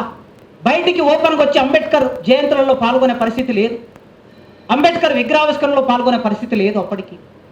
కానీ మాకున్నటువంటి వేదన చర్చ చేస్తూ ఉన్నాం. ఆ చర్చ చేస్తున్న సందర్భంలో వీరన్న మాట్లాడిన మాటలు మాకు ఒక సాంత్వన, అంటే ఒక బలాన్ని ఇచ్చాయి. ఓహో, అంటే మాలాగా ఆలోచించే వాళ్ళు ఉన్నారన్నమాట అయితే సమాజంలో. మేము అనుకుంటున్నట్టు ఆలోచిస్తున్నారు, అంబేద్కర్ గురించి ఆలోచించే వాళ్ళు విప్లవ పార్టీలలో ఉన్నారన్నమాట. విప్లవ పార్టీలో ఉండటమే కాదు, చాలా స్పష్టంగా ఒక కార్యాచరణతో ముందుకు వెళ్ళడానికి ఆలోచిస్తున్నట్లుగా ఆయన మాట్లాడిన సందర్భం. అంటే రిజర్వేషన్ల గురించి, ప్రైవేటీకరణ గురించి మాట్లాడినప్పుడు నిజమే, ప్రైవేటీకరణ జరిగితే ఎవరికి అత్యధిక ప్రమాదం ఉంటుంది? ప్రభుత్వ విద్యా విధానం మొత్తం దెబ్బతింటే ఎవరికి సమస్య వస్తుంది?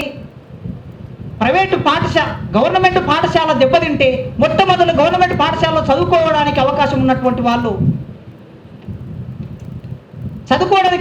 ఉన్నటువంటి వాళ్ళు కింది కులాల నుంచి వస్తున్న వాళ్ళు ఇప్పుడిప్పుడే చదువులోకి వస్తున్నారు కదా. ఈ చదువులోకి వచ్చే వాళ్ళు ఏమవుతుంది? గవర్నమెంట్ పాఠశాల మూతపడితే చదువుకు దూరం అవుతారు. ప్రైవేటు ముందుకు వచ్చినప్పుడు ఒకప్పుడు చదువుకుంటే నాలుక తెగ్గొస్తాం, వేదం వింటే చెవులో సీసం పోస్తాం అని మనల్ని విద్యకు దూరం చేశారు. ఇప్పుడు అవి ఏం అనకుండా, అవేం చెప్పకుండా ప్రైవేటీకరిస్తే చాలు మనల్ని విద్యకు దూరం చేయటమే అని చెప్పాడు మా రోజు వీరన్. కనుక మనం ఈ విషయంలో పనిచేయచ్చు.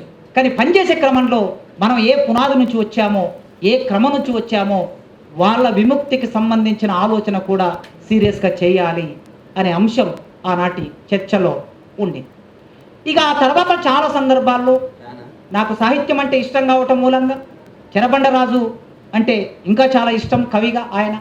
ఆయన పాటలు వీరన్న పాడటం, చెరబండరాజు పాటలు, చెరబండరాజు కవితల్ని కంటత, ఆయన ఏ పాట అయినా సరే ఏదైనా సరే కంటత పాడటం. మామూలుగా కళాకారులు తమ ప్రొఫెషనల్ కళాకారులుగా ఉన్నటువంటి వాళ్ళు అప్పుడప్పుడు ఇట్లా చూసి పాడుతూ ఉంటే నాకు వీరన్న గుర్తుకొస్తాడు. కళాకారులు ఎప్పుడు కూడా చూసి పాడకూడదు పాట, ఉపన్యాసకులు ఎప్పుడు కూడా చూసి చదవకూడదు ఉపన్యాసాన్ని అంతా. ఎందుకంటే ప్రేక్షకులకి మనకి గ్యాప్ తెగిపోతుంది, గ్యాప్ ఏర్పడుతుంది, కనెక్షన్ తెగిపోతుంది, వాళ్ళ ఐ కాంటాక్ట్ దెబ్బతింటుంది మనకి. కనుక పాటని కంటత పాడటం అనేది మా రోజు వీరన్న ఏ పాట అయినా సరే ఆయన కంటత పాడతాడు. ఉపన్యాసం కూడా అట్లా ఇచ్చేవాడు. ఉపన్యాస కళ ఎట్లా ఉంటుంది? ఉన్నటువంటి ప్రేక్షకులందరినీ తనలోకి ఇన్వాల్వ్ చేసుకొని తాను చెప్పేదంతా మంత్రముగ్ధులు చేసి తాను చెప్పేదంతా మెదడులోకి నింపి పంపించటం అనేది ఉపన్యాస కళ. అది ఆయనకు మాత్రమే వచ్చు. విద్యార్థుల్ని అట్లా నిలబెట్టేవాడు. అట్లా ఆయన పట్ల ఒక గౌరవభావం ఏర్పడింది, స్నేహంతో పాటు గౌరవభావం ఏర్పడింది. ఇక ఆ క్రమంలో ఆయన సీరియస్గా పార్టీ నిర్మాణంలోకి వెళ్ళాడు. ఆ తర్వాత కలిసే సందర్భం ఏర్పడలేదు. మధ్య మధ్యలో ఎప్పుడైనా కలిస్తే చైతన్యక్క, ఆ తర్వాత ఈమె అప్పటికి పుట్టలే, నేను వీరన్నకు పరిచయం అయినప్పుడు. తర్వాత చిన్న పాప ఉండింది. ఆ తర్వాత మెల్లగా కనెక్షన్స్ కట్ అయినాయి. మేము తెలంగాణ ఉద్యమంలోకి ప్రధానంగా రావాల్సి వచ్చింది. అప్పటికి తెలంగాణ జనసభ ఏర్పడింది. తెలంగాణ స్టూడెంట్ ఫ్రంట్ అనే పెట్టినప్పుడు దానికి నేను కన్వీనర్గా ముందుకు రావడంతో ఇక కార్యరంగం కాస్త మారింది. ఆ మారే క్రమంలో మళ్ళీ ఎక్కడ భువనగిరిలో ఒక సందర్భంలో వెల్లి లలితక్క దగ్గరికి నేను వేరే పని మీద వెళ్ళినప్పుడు అక్కడ కలిశాడు ఆయన. సో ఇట్లా ఆయన రాసినటువంటి రాతల సందర్భంలో ఈ పుస్తకం మీరు కాస్త అందుబాటులో ఉన్న వాళ్ళు చదవండి, ఇప్పటికైనా చదవండి. కొద్దిగా కఠినమైన భాష ఉంది. బహుశా ఆ రోజు వీరన్న మరి ఇట్లా ఎందుకు రాశాడో నాకు తెలియదు. ఆయన చాలా సరళంగా ఉంటాడు, మాట్లాడింది సరళంగా మాట్లాడతాడు, రాసేది సరళంగా రాస్తాడు, కమ్యూనికేట్ అవుతుంది ఆయనది ఏదైనా సరే. కానీ పుస్తకం చాలా కఠినంగా ఉంది. మనకి మామూలుగా మన రష్యా నుంచి దిగుమతి అయిన పుస్తకాలు, తెలుగులోకి వచ్చిన పుస్తకాలు ఉంటాయి చూడండి, డిక్షనరీ చూసి అనువాదం చేస్తారు వాళ్ళు. ఆ డిక్షనరీ చూసి అనువాదం చేసే నేను ఫిలాసఫీ నాకు చాలా ఇష్టం, మార్క్సిస్ట్ ఫిలాసఫీ. 20 ఏళ్ళుగా నేను మార్క్సిస్ట్ పాఠం చెప్తాను. నేను మొట్టమొదటిలో మార్క్సిస్ట్ ఫిలాసఫీ చదవాలని అనుకున్నప్పుడు రష్యా నుంచి వచ్చిన పుస్తకాలు చదివితే ఒక్కటి నాకు అర్థమయ్యేది కాదు. నాకేమో ఇష్టం అది చదవాలని బాగా, అది అర్థమయ్యేది కాదు. అట్లా అర్థం చేసుకోవడానికి చదివిందే చదివి అట్లా చదివిందే చదవటం అనేది నాకు బాగా అలవాటైంది. నిజంగా అది మంచికి జరిగిందో చెడుకు జరిగిందో కానీ చదివిన దాన్ని 10 సార్లు చదవటం మూలంగా దాని మూలం ఏదో మనకు తెలుస్తుంది. దాని మీద అవగాహన ఏర్పడుతుంది. సో అట్లాంటి ఒక సమస్య ఇందులో ఉంది. మొదటి తరం 1930-25లో కమ్యూనిస్టు పార్టీ ఏర్పడి 30-35-40ల మధ్యన ట్రాన్స్లేట్ అయిన పుస్తకాలు ఎట్లా ఉంటాయో అట్లా ఉంది. బహుశా మరి ఇది అయినా ఇప్పుడు ఆయన లేడు కనుక మనం ఏం చేయలేము. మనకు అర్థమైన పద్ధతిలో కొన్ని విషయాలైనా మీరు అర్థం చేసుకోవడానికి ప్రయత్నం చేయండి. ఇండియాలో ఏం చేయాలి, what to do in India అనే ఒక చాప్టర్ ఉంది. మిగతా చాప్టర్లన్నీ కాస్త పక్కన పెట్టి అదొక్కటి చదవండి. ఈ వాట్ టు డూ అనే ఇండియాలో ఏం చేయాలనేది ఆ చాప్టర్లో చాలా స్పష్టంగా ఆయన భారతదేశం కులవర్గ పోరాటాలతో విముక్తి కావలసింది ఒక స్టేట్మెంట్ ఇచ్చేశాడు. దానికి సంబంధించి ఒక 8 సూత్రాలని చెప్పాడు. కులవర్గ పోరాటమే, వర్గ పోరాటం కాదు, కుల పోరాటం కాదు, ఈ రెండు కలపాలి, జమిలీ పోరాటాలు అన్నాడు ఆయన. ఈ జమిలీ పోరాటాలు ఎట్లా సాధ్యం అనేది అందులో చెప్పాడు. అయితే ప్రాక్టీస్లో ఆయన ప్రాక్టీస్ పెట్టాడు. నిజానికి ఆయన బతికి ఉంటే ఇవాళ పరిస్థితి ఇంకోలాగుండేది. ఇండియా విప్లవ పార్టీలకు సంబంధించినటువంటి పరిస్థితి ఇంకొకలాగుండేది. ఎందుకంటే తాము చిత్తశుద్ధిగా నమ్మిన ఒక సిద్ధాంతాన్ని ఆచరించే వాళ్ళు ఉంటే అది ఆచరణలోకి వెళుతున్న క్రమంలో దాని నుంచి వచ్చే ఫలితాలను బట్టి చుట్టూ ఉండే భౌతిక పరిస్థితి మారుతూ ఉంటుంది. ఇప్పుడు పెద్ద ఆయన చెప్పారు కదా, ఏదో ఒక కామన్ అంగీకారంతో ఉన్న విషయాలతో కలిసి పనిచేస్తూ ఉంటాం. కలిసి పనిచేస్తున్నప్పుడు కొన్ని సమస్యలని సమయం పరిష్కరిస్తుంది, కొన్ని సమస్యలు మనం ప్రాక్టీస్ చేస్తున్న క్రమంలో సవాళ్ళు మనం ముందుకు వచ్చినప్పుడు వాటికి ఆ సవాళ్ళకి సమాధానాలు వెతికే క్రమంలో కొన్నిటికి పరిష్కారం అవుతుంది. సమయం పరిష్కరిస్తుంది అని అన్నాడు కదా ఆయన. మా రోజు వీరన్న బతికి ఉంటే ఇవాళ చాలామందిలో ఉండే ప్రశ్నలకి సమాధానం కాలంగా ఆయన పరిష్కారం చేసి ఉండేవాడు. వర్గ పోరాటంలో పరిష్కారం చేసి ఉండేవాడు. సందేహాలు ఉన్నాయి ఇప్పటికీ చాలామందికి. భారతదేశంలో కులవర్గ పోరాటాలు సాధ్యమా? ఈ సందేహాలు ఉన్నాయి. సీరియస్ వర్గ పోరాటం చేసే వాళ్ళకు కూడా, సీరియస్ వర్గ పోరాటం చేసే వాళ్ళని మనం ఏమాత్రం సంశయించడానికి వీల్లేదు, మనం ఏమైనా సందేహాలు వ్యక్తం చేయడానికి వీల్లేదు. వాళ్ళు నమ్మిన దాంట్లో సీరియస్ చేస్తున్నారు. అది విముక్తికి ఒక మార్గం అనుకొని తమ ప్రాణాన్ని బలిపెడుతున్నారు. ఈ ప్రపంచంలో అన్నిటికన్నా ఉన్నతమైంది, అమూల్యమైనది ప్రాణమే కదా. ఓ 40 ఏళ్ళు, 50 ఏళ్ళు, 60 ఏళ్ళు తమ జీవితాన్ని బలిపెట్టి పోరాటం చేస్తున్నారు. అది సిన్సియర్గా ఆ క్రమంలో వెళుతూ ఉన్నది. మరి కులానికి సంబంధించినటువంటి కులవర్గ పోరాటాలు జమిలీ అన్నప్పుడు మరి దీన్ని ప్రాక్టీస్ చేసే వాళ్ళు ఎవరు లేరు కదా ఇండియాలో. అయితే వర్గ పోరాటాన్ని అమలు చేస్తున్నారు. కుల పోరాటాలు చేసే వాళ్ళు లేరు ఇప్పుడు ఇండియాలో, కులవర్గ పోరాటాలు చేసే వాళ్ళు లేరు. వర్గ పోరాటమే నడుస్తూ ఉన్నారు. ఇప్పుడు కులవర్గ పోరాటాలను జమిలీగా చేసేటటువంటి ప్రయత్నం మనం ఏమైనా చేయగలమా? ఇక్కడ ఉన్న వాళ్ళం అది ఎట్లా సాధ్యమవుతుంది? ఈరోజు పరిస్థితుల్లో కులం ఏ స్థాయికి పోయింది? వీరన్న మొదలయ్యే నాటికి ఆయన కుల సంఘాలన్నీ పెడుతూ వచ్చినప్పుడు ఆనాటికి కుల సంఘాల్లో ఈనాటికి చాలా మార్పు వచ్చింది. ఇవాళ మనం అనుకుంటున్న కుల సంఘాలు కుల సంఘాలుగా లేవు. కులం నిర్మాణం ఆనాటికి ఈనాటికి చాలా మారింది. అంటే 20-25 ఏళ్ళు అయింది ఆయన ప్రాక్టీస్ చేసి, 25 ఏళ్ళు గడిచింది. 25 ఏళ్ళు గడిచిన తర్వాత సమాజంలో ఎన్ని మార్పులు వచ్చినాయి? ఈ మార్పులు పట్టుకుంటున్నామా? మనం ప్రజల్లో భాగంగా ఈ మార్పులు పట్టుకుంటున్నామా? కుల సంఘాలు లేదా కుల సంఘాల నుంచి ఎదిగినటువంటి తరం ఏం ఆలోచిస్తుందో మనకు అర్థమవుతుందా? మా రోజు వీరన్న ఈ ప్రాక్టీస్ మొదలుపెట్టినప్పుడు ఎస్సీలు, ఎస్టీలు, బీసీ కులాల నుంచి చదువుకున్న యువత ఎంత శాతం ఉండేది గ్రామాల్లో? 2%, 3% ఉంటే చాలా ఎక్కువ. అంటే ఒక గ్రామంలో ఎస్సీ, ఎస్టీ, బీసీలలో యూనివర్సిటీ స్థాయి, డిగ్రీ స్థాయి చదువుకున్న విద్యార్థులు 2-3 ఆ ఊళ్ళో ఉంటే చాలా ఎక్కువ. కానీ ఇవాళ నేను చాలా విస్తృతంగా గ్రామాలు తిరుగుతూ ఉన్నా. నెలలో కనీసం 10-15 రోజులు గ్రామాల్లో ఉంటాను. ఈ గ్రామాల్లో నిర్వహించే సభలకు నేను వెళ్ళినప్పుడు 1 గంట ముందు అక్కడికి వెళితే ఆ గంట ముందు వెళ్ళినాక గ్రామం పరిస్థితి ఏమిటో మాట్లాడుతున్నప్పుడు అక్కడ ఉన్న వాళ్ళు చెప్తూ ఉన్నారు. ఏ ఊరికి వెళ్ళినా ఒక ఎస్సీ పిల్లలే, దళిత కులాల నుంచి డిగ్రీ ఇంజనీరింగ్ చదువుకున్న పిల్లలే 50-100 మంది ఉంటున్నారు. 50-100, ఇదేం చిన్న ఫిగర్ కా. ఇక బీసీ పిల్లలు చూడండి 200-300 మంది ఉంటున్నారు. ఒక గ్రామంలో ఒక 200-300 మంది యువతరం 20 ఏళ్ల నుంచి 25 ఏళ్ల మధ్యన, 18 ఏళ్ల నుంచి 25 ఏళ్ల మధ్యన ఉండే యువతరం ఒకప్పుడు ఒక 50 ఏళ్ల కిందట విప్లవకర వర్గాలు అని మనం మాట్లాడుకున్న వర్గాలలో చదువుకున్న విద్యార్థులు ఇంత శాతం ముందుకొచ్చారు. వీరన్న చెప్పే సిద్ధాంతాన్ని అర్థం చేసుకునే స్థాయి ఉన్నటువంటి వాళ్ళు ఈరోజు ఎదిగారు, ఆ రోజు లేరు. ఆ రోజు ఒక గ్రామంలో ఒక ఆర్గనైజర్ దొరికితే చాలా ఎక్కువ. అది 10th క్లాస్ చదివినోడో ఇంటర్మీడియట్ చదివినోడో ఇంటర్మీడియట్ ఫెయిల్ అయిన వాళ్ళు దొరికితే వాళ్ళని పట్టుకొని ఆర్గనైజ్ చేసేవాళ్ళు. కానీ వాళ్ళ ఆ పరిస్థితి లేదు. మరి వీళ్ళు ఒక 200-300 మంది గ్రామంలో విప్లవకర వర్గాలైనటువంటి వాళ్ళు ఎక్కడ పోతున్నారు? వాళ్ళకి ఏ ఐడియాలజీ ఇస్తున్నాం? అంబేద్కర్ ఐడియాలజీ ఉందా? ఫూలే ఐడియాలజీ ఉందా? మార్క్సిస్ట్ ఐడియాలజీ ఉందా? లేదా విప్లవకర ఐడియాలజీ ఉందా? ఏది లేదు. వీళ్ళకి ఏది లేదు. మరి వీళ్ళకి ఏది లేకుండా ఈ దేశంలో దళిత పోరాటాలు ఎట్లా నిర్మాణం చేస్తారు? లేదా విప్లవ పోరాటాలు ఎట్లా నిర్మాణం చేస్తారు? ఇంకొక 10 సంవత్సరాలు అయితే వీళ్ళు ఇంకో స్థాయిలోకి వెళ్ళిపోతారు. ఈ వర్గం, ఈ విద్యార్థి వర్గం ఇంకో స్థాయిలోకి వెళ్ళిపోతుంది. ఆ తర్వాత ఇంకో జనరేషన్ వస్తుంది. ఇంకో జనరేషన్ వస్తే అసలు ఆ జనరేషన్తో మనకి ఏమాత్రం లింక్ ఉండదు, కనెక్షన్ ఉండదు. మనకి కనెక్షన్ లేకుండా మారిపోతూ ఉంటుంది. అంటే ఈ సమాజంలో మార్క్స్ను, అంబేద్కర్ను, మారోజు వీరన్నను పరిచయం లేనటువంటి ఒక తరం మన సమాజంలోకి వస్తుంది. ఆ తరంతో ఇక మనం సంభాషించలేము.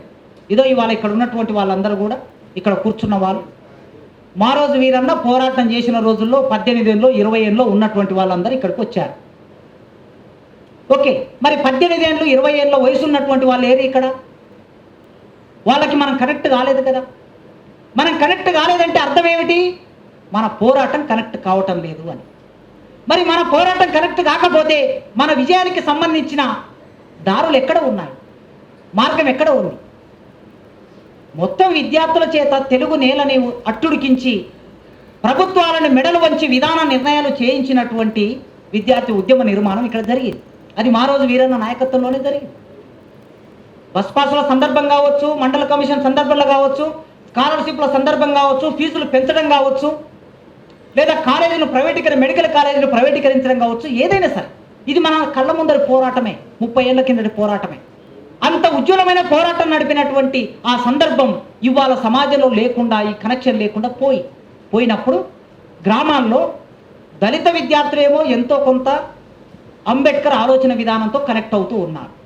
ఎంతో కొంత, 100 మంది ఉన్న చోట ఒక 50 మంది ఈ అంబేద్కర్ ఐడియాలజీతో కనెక్ట్ కావటం అంటే పూర్తిగా అంబేద్కర్ చెప్పిన సిద్ధాంతంతో నిలబడుతున్నారని అర్థం కాదు.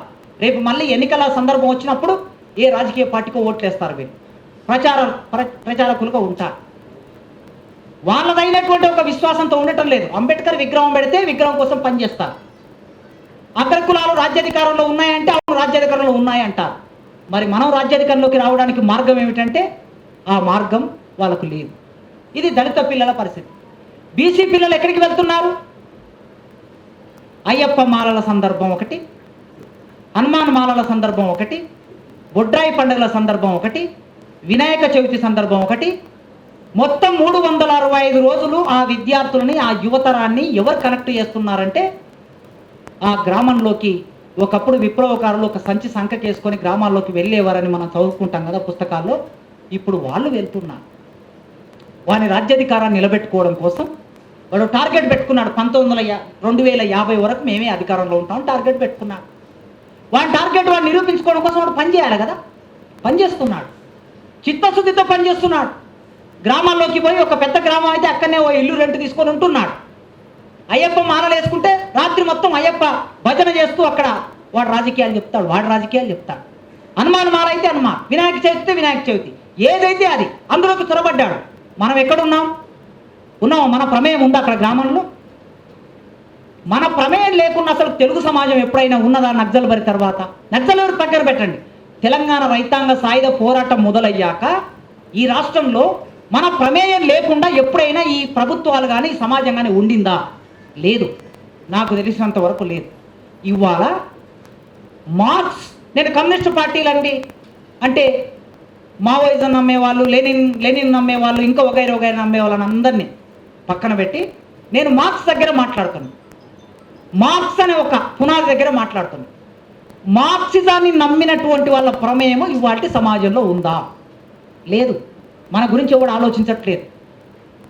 మనం ఏం చెప్పుతామని ఎవరు ఆలోచించట్లేదు. ఒకప్పుడు ఏదైనా సమస్య మీద ఫలానా వాళ్ళు ఏం మాట్లాడతారు, ఫలానా మేధావి ఏం చెప్తాడు, ఫలానా సంఘం ఏం మాట్లాడతారని సమాజం ఎదురు చూసేది, పత్రికలు ఎదురు చూసేవాళ్ళు, మీడియా ఎదురు చూసేది. ప్రభుత్వ విధానాలు కూడా ఫలానా వాళ్ళు ఏం మాట్లాడతారో మనం చూసిన తర్వాత మాట్లాడదామని ప్రభుత్వాలు ఆలోచించి, ఇవాళ ఎక్కడున్నాం మనం? ఎక్కడ లేవు. ఈ స్థితి ఎందుకు వచ్చింది? జాగ్రత్తగా మనం ఆలోచించాలి.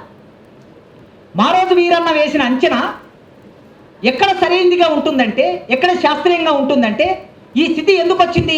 మనం పూర్తి వర్గవాదులుగా మారిపోయి వర్గ పోరాటమే సకల సమస్యలకు పరిష్కారం అని మొదలయ్యాం. ఎప్పుడు? 1920లో మొదలై 25లో కాస్త ముందుకొచ్చి 1933లో కులం గురించిన ఒక చిన్న వ్యాసం వచ్చింది. కమ్యూనిస్టులుగా ఆనాటి CPI party, communist party of India CPI, కులం గురించి ఎప్పుడు ఏం రాశారు? ఒక చిన్న వ్యాసం వస్తే ఆ వ్యాసంలో వాళ్ళు ఏం చెప్పారంటే హరిజనులు అని వాడారు. ఆ వ్యాసంలో ఆ పదాన్ని కూడా హరిజనులు అని. అప్పటికే అంబేద్కర్ హరిజన్ అనే పదానికి వ్యతిరేకంగా గాంధీతో కొట్లాడుతున్నాడు. ఆనాటికే కొట్లాడుతున్నప్పుడు మరి అంబేద్కర్ స్పృహ లేకుండా హరిజనులు అని వాడారు. అప్పుడు 1930 మొదలు పెట్టండి, 1980, 75, 90ల వరకు కూడా హరిజనులు అని వాడారు కమ్యూనిస్ట్ పార్టీ డాక్యుమెంట్లలో. మన సూర్యప్రకాశ్ అన్న కూడా తెలుసు కదా, హరిజనులు అని వాడారు. 90వ దశకంలో దళితోద్యమం ముందుకు వచ్చిన తర్వాత మాయావతి క్వశ్చన్ చేశాక, చివరికి మాయావతి క్వశ్చన్ చేస్తే అప్పుడు మన కళ్ళు తెరిచినాయి. ఏమని? మేము హరిజనులం అయితే, మేము దేవుని బిడ్డలం అయితే మీరందరూ దయ్యాలకు పుట్టారా అని ఆమె ఒక నాయకురాల స్థాయిలో ప్రశ్నించేసరికి అప్పుడు అన్ని కమ్యూనిస్టు పార్టీలన్నీ తమ డాక్యుమెంట్స్ అన్నిటినీ మార్చేసుకొని ఆ హరిజన్ అనే పదాన్ని తొలగించేశారు. కమ్యూనిస్టు పార్టీ మొట్టమొదలు హరిజన్ అనే పదం ప్రయోగించి భారతదేశంలో హరిజనులు ఊరికి దూరంగా ఇంకా అంటరాని వాళ్ళుగా ఉంటున్నారు, భూమి లేని పేదలుగా ఉంటున్నారు, అయితే వీళ్ళ విముక్తి జరగాలంటే వర్గ పోరాటం ద్వారా సాధ్యమవుతుందని మొదటి వ్యాసం రాశారు. ఆ అవగాహన ఇప్పటికీ మారిందని అయితే నేను అనుకోవటం లేదు. ఇప్పటికీ మారింది అనుకోవటం లేదు. సారాంశంలో కొందరు కుల పోరాటం, ఇది కులం అనేది పునాదిలో ఉంది, ఉపరితలంలో ఉంది అని చెప్పినప్పటికీ ప్రాక్టీస్ ఎట్లా ఉంటుంది? వర్గ పోరాటమే ఉంటుంది. ఏది కుల పోరాటం? కులానికి సంబంధించినటువంటి ఐక్యత ఏమిటి? ఎక్కడ ఉంది? ఇట్లా కొంత మార్పు జరిగి ముందుకు వచ్చినప్పుడు, ముఖ్యంగా ఈ పుస్తకం ముందుకు వచ్చాక, ఈ చర్చ ముందుకు వచ్చాక ఆయన ఏం చేశాడంటే, ఈ దేశంలో మీరు చెబుతున్నట్లు దోపిడీదారులు అంటే ఎవరు? డాక్యుమెంట్లో మారాల్సిన అవసరాన్ని ఏర్పాటు చేసి మార్పిచ్చాడు ఆయన. ఈయన ఆర్గ్యుమెంట్ వలన డాక్యుమెంట్లు మారాయి. మీరు విప్లవ పార్టీలు అన్నిటి డాక్యుమెంట్స్ను, ముఖ్యమైనటువంటి విప్లవ పార్టీ భారతదేశంలో దాని డాక్యుమెంట్ చూడండి. 1980లో, 85, 90వ దశకంలో డాక్యుమెంట్ ఎట్లా ఉన్నాయి, 90 తర్వాత ఎట్లా ఉన్నాయో గమనిస్తే మనకు అర్థమవుతుంది. ఈయన చర్చ మొదలుపెట్టాడు. ఏమని? దోపిడీదారులు అంటే ఎవరు ఈ దేశంలో? బనియా దోపిడీదారు అంటే కోమటోళ్ళు దోపిడీదారు, బ్రాహ్మణులు దోపిడీదారు, క్షత్రియులు దోపిడీదారు. మళ్ళీ వీళ్ళు దోపిడీదారులు అంటే వీళ్ళది ఏ వర్గం? దోపిడీ వర్గం. పేదలంటే ఈ దేశంలో ఎవరు? ఎస్సీలు, ఎస్టీలు, బీసీలు పేదలు. మరి ఎస్సీ, ఎస్టీలు వీళ్ళు పేదలైనప్పుడు వీళ్ళు దోపిడీకి గురయ్యే వర్గం, వాడు దోపిడీ వర్గం. మరి ఈ దోపిడీ వర్గాన్ని ఈ కులం పేరు పెట్టి అంటే నీకేంది నష్టం? బ్రాహ్మణుడు దోపిడీ వర్గం అంటే ఏమిటి నష్టం? ఉట్టి దోపిడీ వర్గం అని అందరినీ కలిపేసి ఎవరు దోపిడీ వర్గం? దోపిడీ వర్గం అంటే ఏమంటారంటే కింది కులాలు కూడా కొందరు ధనవంతులు ఉంటారు, బీసీలలో ధనవంతులు ఉంటారు, ఎస్సీలలో ధనవంతులు ఉంటారు, వాళ్ళు కూడా దోపిడీ వర్గంలో ఉంటారు కదా అంటారు. ఎంతమంది ఉంటారు? ఎంతమంది ఉంటారు? ఇప్పుడు దేశవ్యాప్తంగా ఇంత పెద్ద మీడియా ఉంది. ఈ మీడియా మొత్తం భారతదేశంలో ఉన్న అన్ని ఛానల్స్, అన్ని పత్రికలు తీసుకుంటే దళితుల చేతుల్లో ఎన్ని ఉన్నాయి? ఒక్క మీడియా ఉంది ఇక్కడ తెలుగు నేల మీద, V6 అనే ఒకటి. ఓకే, మరి ఇంత పెద్ద ఇన్ని ఛానల్స్, కొన్ని వందల ఛానల్స్ ఉంటే ఒక్క ఛానల్ ఎందుకున్నది? దళిత జర్నలిస్టులు ఎంతమంది ఉన్నారు? ప్రధాన పత్రికల ఎడిటర్లు ఎవరున్నారు? ఛానల్స్కి ఎడిటర్లు ఎవరున్నారు? పత్రికలకు ఎడిటర్లు ఎవరున్నారు? మీకు సందర్భం గుర్తు చేస్తాను నేను. కాంశీరాము ఒక సందర్భంలో ప్రెస్ మీట్లో ఒక జర్నలిస్టును కొట్టాడు, చెంపవిన బట్టే వేశాడు. వేస్తే ఒక ఇంత పెద్ద రాజకీయ నాయకుడు జర్నలిస్టును కొడతాడా, మేము మొత్తం ప్రెస్ మీట్ అంతా బైకాట్ చేస్తామని చెప్పేసి బైకాట్ చేశారు. ఎందుకు కొట్టారు? ఆ జర్నలిస్టులు ఏమడిగాడు కాంశీరామును? ఏమడిగాడంటే, ఇప్పటి వరకు మాయావతి నీవు ఇద్దరే లోపల చాలాసేపు ఉన్నారు, ఏం చేశారు మీరు లోపల అని అడిగాడు. అడిగితే కోపం వచ్చింది, కొట్టిండు. అది ధర్మాగ్రహం, అది ఆగ్రహం, నిజమైనటువంటి సహజంగా రావాల్సినటువంటి ఒక ధర్మాగ్రహాన్ని వ్యక్తం చేశాడు. అదే ఒక అగ్రకుల ఆడ మొగ ఇద్దరు రాజకీయ విషయాలు చర్చించుకుంటూ ఉంటే బయటకు వచ్చినప్పుడు ఆ ప్రశ్న వేస్తావా నువ్వు? ఇదే అడిగాడు ఆయన, వేస్తావా నువ్వు? అంటే కింది కులాల నుంచి వచ్చినటువంటి మాకు ఈ దేశానికి ఇంత పెద్ద పార్టీకి నాయకులుగా మేము ఉన్నటువంటి మమ్మల్ని ఈ ప్రశ్న వేస్తావని కొట్టాడు. కొడితే వారు బైకాట్ చేశారు. బైకాట్ చేస్తే అప్పుడు ఒక జర్నలిస్ట్ అడిగే, ఆయన ఫారిన్ జర్నలిస్ట్, ఎగ్జాక్ట్లీ అన్న, ఆయన అన్నాడట, అరే కాంశీరావుని ఇంటర్వ్యూ చేయడానికి ఎవడైనా దళిత జర్నలిస్ట్ ఉన్నాడా? మొత్తం దేశంలో ఎవడైనా దళిత జర్నలిస్ట్ ఉన్నాడా? ఆయన ఒక పెద్ద ఎంక్వైరీ చేశాడట. ఎవడు లేడు. ప్రధాన పత్రికలో దళిత జర్నలిస్ట్ ఎవడు లేడు. తెలుగులో ఉన్నారా? తెలుగులో లేరు. దేశవ్యాప్తంగా ఉన్నారా? దేశవ్యాప్తంగా లేరు. అంటే భారతదేశం పరిస్థితి 1995, 96, 97 నాటికి పత్రికల్లో ఒక ప్రముఖ దళిత జర్నలిస్టు లేని పరిస్థితి ఈ దేశంలో ఎందుకుంది? ఇది అర్థం కాదా? ఇది వర్గ పోరాటం చేసే వాళ్ళకి అర్థం కాదా? అర్థం చేసుకుంటే అర్థమవుతుంది. గుర్రంజాషు అన్నాడు, నాదు కన్నీటి కథ సమన్వయంబు చే ఆర్ధ హృదయంబు కూడా కొంత అవసరం. ఓ గబ్బిలమా, నువ్వు నా దగ్గరకు వచ్చావు కానీ నా బాధ నీకు అర్థం కావాలంటే, నా కన్నీటి బాధ నీకు అర్థం కావాలంటే నీకు కరిగే గుండె ఉండాలి అన్నాడు. నీవు కమ్యూనిస్టు పార్టీకి నాయకుడు ఉంటే సరిపోదు. నేను కమ్యూనిస్టు పార్టీ నాయకుడిని, వర్గ పోరాటానికి నాయకుడిని, వర్గ పోరాటం నడిపిస్తున్నా అంటే సరిపోదు. వర్గ పోరాటం నడిపించే క్రమంలో మా బాధల్ని అర్థం చేసుకునే గుండె నీకు ఉందా లేదా అనేదే ప్రశ్న ఇక్కడ. ఆ గుండె లేకపోవడం మూలన సమస్య వచ్చింది. సరే, అప్పుడు ఆ తర్వాత ఎవరినో ఇక్కడ మన తెలుగు ప్రాంతం నుంచి ఒక జర్నలిస్ట్ను పంపించి కాంశీరావుని ఇంటర్వ్యూ చేయించారు. అది వేరే సంగతి అనుకోండి. అంటే పత్రికలు మన చేతుల్లో లేవు, పరిశ్రమలు మన చేతుల్లో లేవు, సంపద మన చేతుల్లో లేదు. లేనప్పుడు ఎక్కడో అక్కడక్కడ ఒక్కడో లేదా ఆరనో ఉన్నటువంటి వారిని చూసి కింది కులాల్లో కూడా ధనవంతులు ఉంటారు కదా, కనుక మనం దోపిడి వర్గం అనాలి అంటే ఎట్లా కుదురుతుంది? కుదరదని ఇదో ఈ పుస్తకాన్ని డిబేట్ చేశాడు ఆయన. కుదరదు. దోపిడి వర్గం అనొద్దు, అందరినీ కలిపి, ఒక్కరిని చూపి కాదు కదా. దోపిడి వర్గం అనాలంటే మనం ఫిలాసఫీలో ఏం చెప్తాం? తప్పులు ఒప్పులు, విమర్శ స్వవిమర్శ అనే అంశం ముందుకు వచ్చినప్పుడు ఏం చెప్తాం? ఎక్కువ తప్పులు ఎన్ని ఉన్నాయి? తక్కువ తప్పులు చేశాడా, ఎక్కువ తప్పులు చేశాడా? తప్పులు ఎక్కువ ఉండి ఒప్పులు తక్కువ ఉన్నాయా? ఇది చూస్తాం. ఒక మనిషిని అంచనా వేసేటప్పుడు పార్టీలలో 75% మంచి చేశాడు, ఒక 10% తప్పు చేశాడు. 10%కి తగిన పనిష్మెంట్ మాత్రమే ఇచ్చి మందలిస్తాం, అంతే కదా. మరి నీ ఫిలాసఫీ సూత్రం ఏం చెప్తున్నది? 75% క్రైటీరియా తీసుకోమన్నది. దళితుల్లో 75% ధనవంతులు ఉన్నారా? బీసీలలో 70% ధనవంతులు ఉన్నారా? లేరే, 1% కూడా లేరే. లేనప్పుడు ఏం చేయాలంటే వీళ్ళందరినీ దోపిడికి గురయ్యే కులాలు, దోపిడీ చేసే కులాలనే తీర్మానం చేసుకోవాలి, నిర్ణయించాలి. మీరు అట్లా నిర్ణయిస్తేనే వర్గ పోరాటం సరిగ్గా ఉంటుందని వీరన్న చెప్పాడు. ఆ క్రమంలోనే పార్టీల డాక్యుమెంట్స్లో మారి దోపిడీ కులాలు అని చెప్పి మాట్లాడడం మొదలుపెట్టాయి. కొన్ని పార్టీలు, నిజాయితీగా ఉండే కొన్ని పార్టీలు దోపిడీ కులాలు అని రాయటం మొదలుపెట్టాయి. ఆ దోపిడీ కులాలు అని రాయడానికి కావలసిన ప్రాతిపాదికను రూపొందించిన వాడు మా రోజు వీరన్న. ఓకే, రాస్తున్నాను, కానీ మరి ప్రాక్టీస్ ఎట్లా అనేది ఇప్పుడు ప్రధాన సమస్య. ఎందుకు మనం దూరం అయిపోయాం? ప్రజలకి ఎందుకు దూరం అయిపోయాం?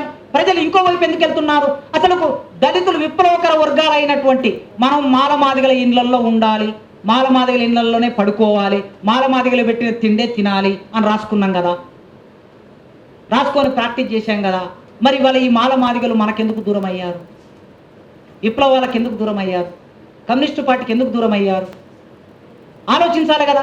ఎందుకు దూరం అయ్యారంటే ఏదో ఒక గ్యాప్ ఏర్పడింది. ఏం గ్యాప్ ఏర్పడింది? కులము అనే చర్చ ప్రధాన స్రవంతిలోకి వచ్చింది. ఈ కులం అనే చర్చ ప్రధాన స్రవంతిలోకి వచ్చినప్పుడు మార్క్స్ అండ్ మావో లెనిన్ అన్న మీరు ఏం చేశారంటే ఈ చర్చ నుంచి తప్పించుకోవడానికి ప్రయత్నం చేశారు. ఈ చర్చలో ఎంగేజ్ కావాలి మనం. వర్గ పోరాటాన్ని నడిపే వాళ్ళు ఎప్పుడైనా ఏ సవాలు వచ్చినా సవాల్ను స్వీకరించి చర్చలో భాగమయ్యి ఆ సవాల్ను తనలో భాగం చేసుకొని ముందుకు వెళ్ళడానికి సిద్ధపడాలి. సిద్ధపడకపోగా పలాయనం అనే ఒక క్రమం మొదలైంది, దూరంగా ఉండటం అనే ఒక క్రమం మొదలయ్యేసరికి ఏమైందంటే నీవు ఇక్కడికి నుంచి దూరం అయిపోతే మధ్యలోకి వచ్చి చొరబడినటువంటి వాడు ఈ విప్లవకర వర్గాలైనటువంటి వీళ్ళని తనలో సంలీనం చేసుకోవటం మూలంగా మనకు దూరం అయిపోయా. అందుకే ఇప్పుడు మార్క్సిజం గురించి మాట్లాడే వాళ్ళు మా తర్వాత జనరేషన్ ఎవరైనా ఉన్నారేమో చెప్పండి. ఇప్పుడు నాకు 46 ఏళ్ళు నాకు. నా తర్వాత ఎవరైనా మార్క్సిజం గురించి మాట్లాడేటోళ్ళు తెలుగు నేల మీద ఉన్నారా? ఒక మాదిగవాడిగా నేను చెప్తున్నా, ఎవరైనా ఉన్నారా? లేరు. ఎందుకు లేరు? నీ కనెక్షన్ పోయింది అక్కడ. నీ కనెక్షన్ ఎందుకు పోయింది అనేది నీవు అర్థం చేసుకోకపోతే ఈ దేశంలో విప్లవం సక్సెస్ కాదని ఇదో చివరి చాప్టర్లో ఇందులో చెప్పాడు ఆయన. ఆ చైతన్యం తీసుకురావాలి. కుల వర్గ పోరాటాలను జమిలీగా నడపడానికి, ఆ కులాల్లో చైతన్యం వర్గ పోరాటానికి కావలసిన చైతన్యాన్ని తీసుకురావాలంటే తక్షణంగా మనిషి ఎదుర్కొంటున్న అంటరానితనంలోకి నీవు వెళ్ళాలి. తక్షణంగా మనిషి ఎదుర్కొంటున్న దోపిడిలోకి నీవు వెళ్ళాలి. భారతదేశంలో కులాన్ని బట్టి దోపిడి ఉంటుంది. కులాన్ని బట్టి దోపిడి ఉంటుంది. భారతదేశంలో కులాన్ని బట్టి వేతనం ఉంటుంది. ఉంటుందా? ఉండదా? ఉంటుంది. వెట్టి చాకిరి ఎవరు చేశారు? తెలంగాణ సాయుధ పోరాటానికి మొదలు వెట్టి చాకిరి అంటే మాలలు, మాదిగలు, కుమ్మరి, చాకలి, మంగలి వీళ్ళే కదా వెట్టి చాకిరి. బ్రాహ్మణులు వెట్టి చాకిరి చేశారా? చేయలేదు కదా. రెడ్లు చేశారా? చేయలేదు కదా. కమ్మలు చేశారా? చేయలేదు కదా. వెట్టి చాకిరి అంటే అర్థం ఏమిటి? నీవు వెళ్ళాలి, దొర దగ్గర పనిచేయాలి, ఇంటికి రావాలి, నీకేం ప్రతిఫలం ఇవ్వడు దొర. కులాన్ని బట్టి నీకు దోపిడీ జరిగిందా? జరిగింది. కులాన్ని బట్టి మనిషిని దోపిడీ చేశారు. భారతదేశంలో లింగాన్ని బట్టి వేతనం ఉంటుందా? ఉంటుంది. స్త్రీలందరికీ సమాన జీతం, పురుషులతో సమానంగా స్త్రీకి ఇస్తారా? కూలి ఇస్తారా? స్త్రీ పారబట్టి పనిచేసింది అనుకోండి, మగవాళ్ళు పారబట్టి పని చేస్తే ఒక కూలి ఇస్తారు. మరి ఆడవాళ్ళు అదే పారబట్టి పని చేస్తే అదే కూలి ఇస్తారా? ఆడకూలే ఇస్తారు. నేను ఎప్పుడు చెప్తూ ఉంటాను, నాకు బాగా గుర్తు. మేము ఎండాకాలం సెలవులు వచ్చినాయంటే హైదరాబాద్కి వచ్చి పని చేసుకునేది, మట్టి పని చేసుకునేది. చిన్నప్పుడు మట్టి పని చేసుకుంటే ఒక 200-300 వస్తే ఆ 200-300తో 2 డ్రెస్సులు కొనుక్కొని బడికి వెళ్ళేది. నేను 10th క్లాస్లో ఉన్నప్పుడు మట్టి పని చేసుకోవడానికి హైదరాబాద్కి వచ్చిన.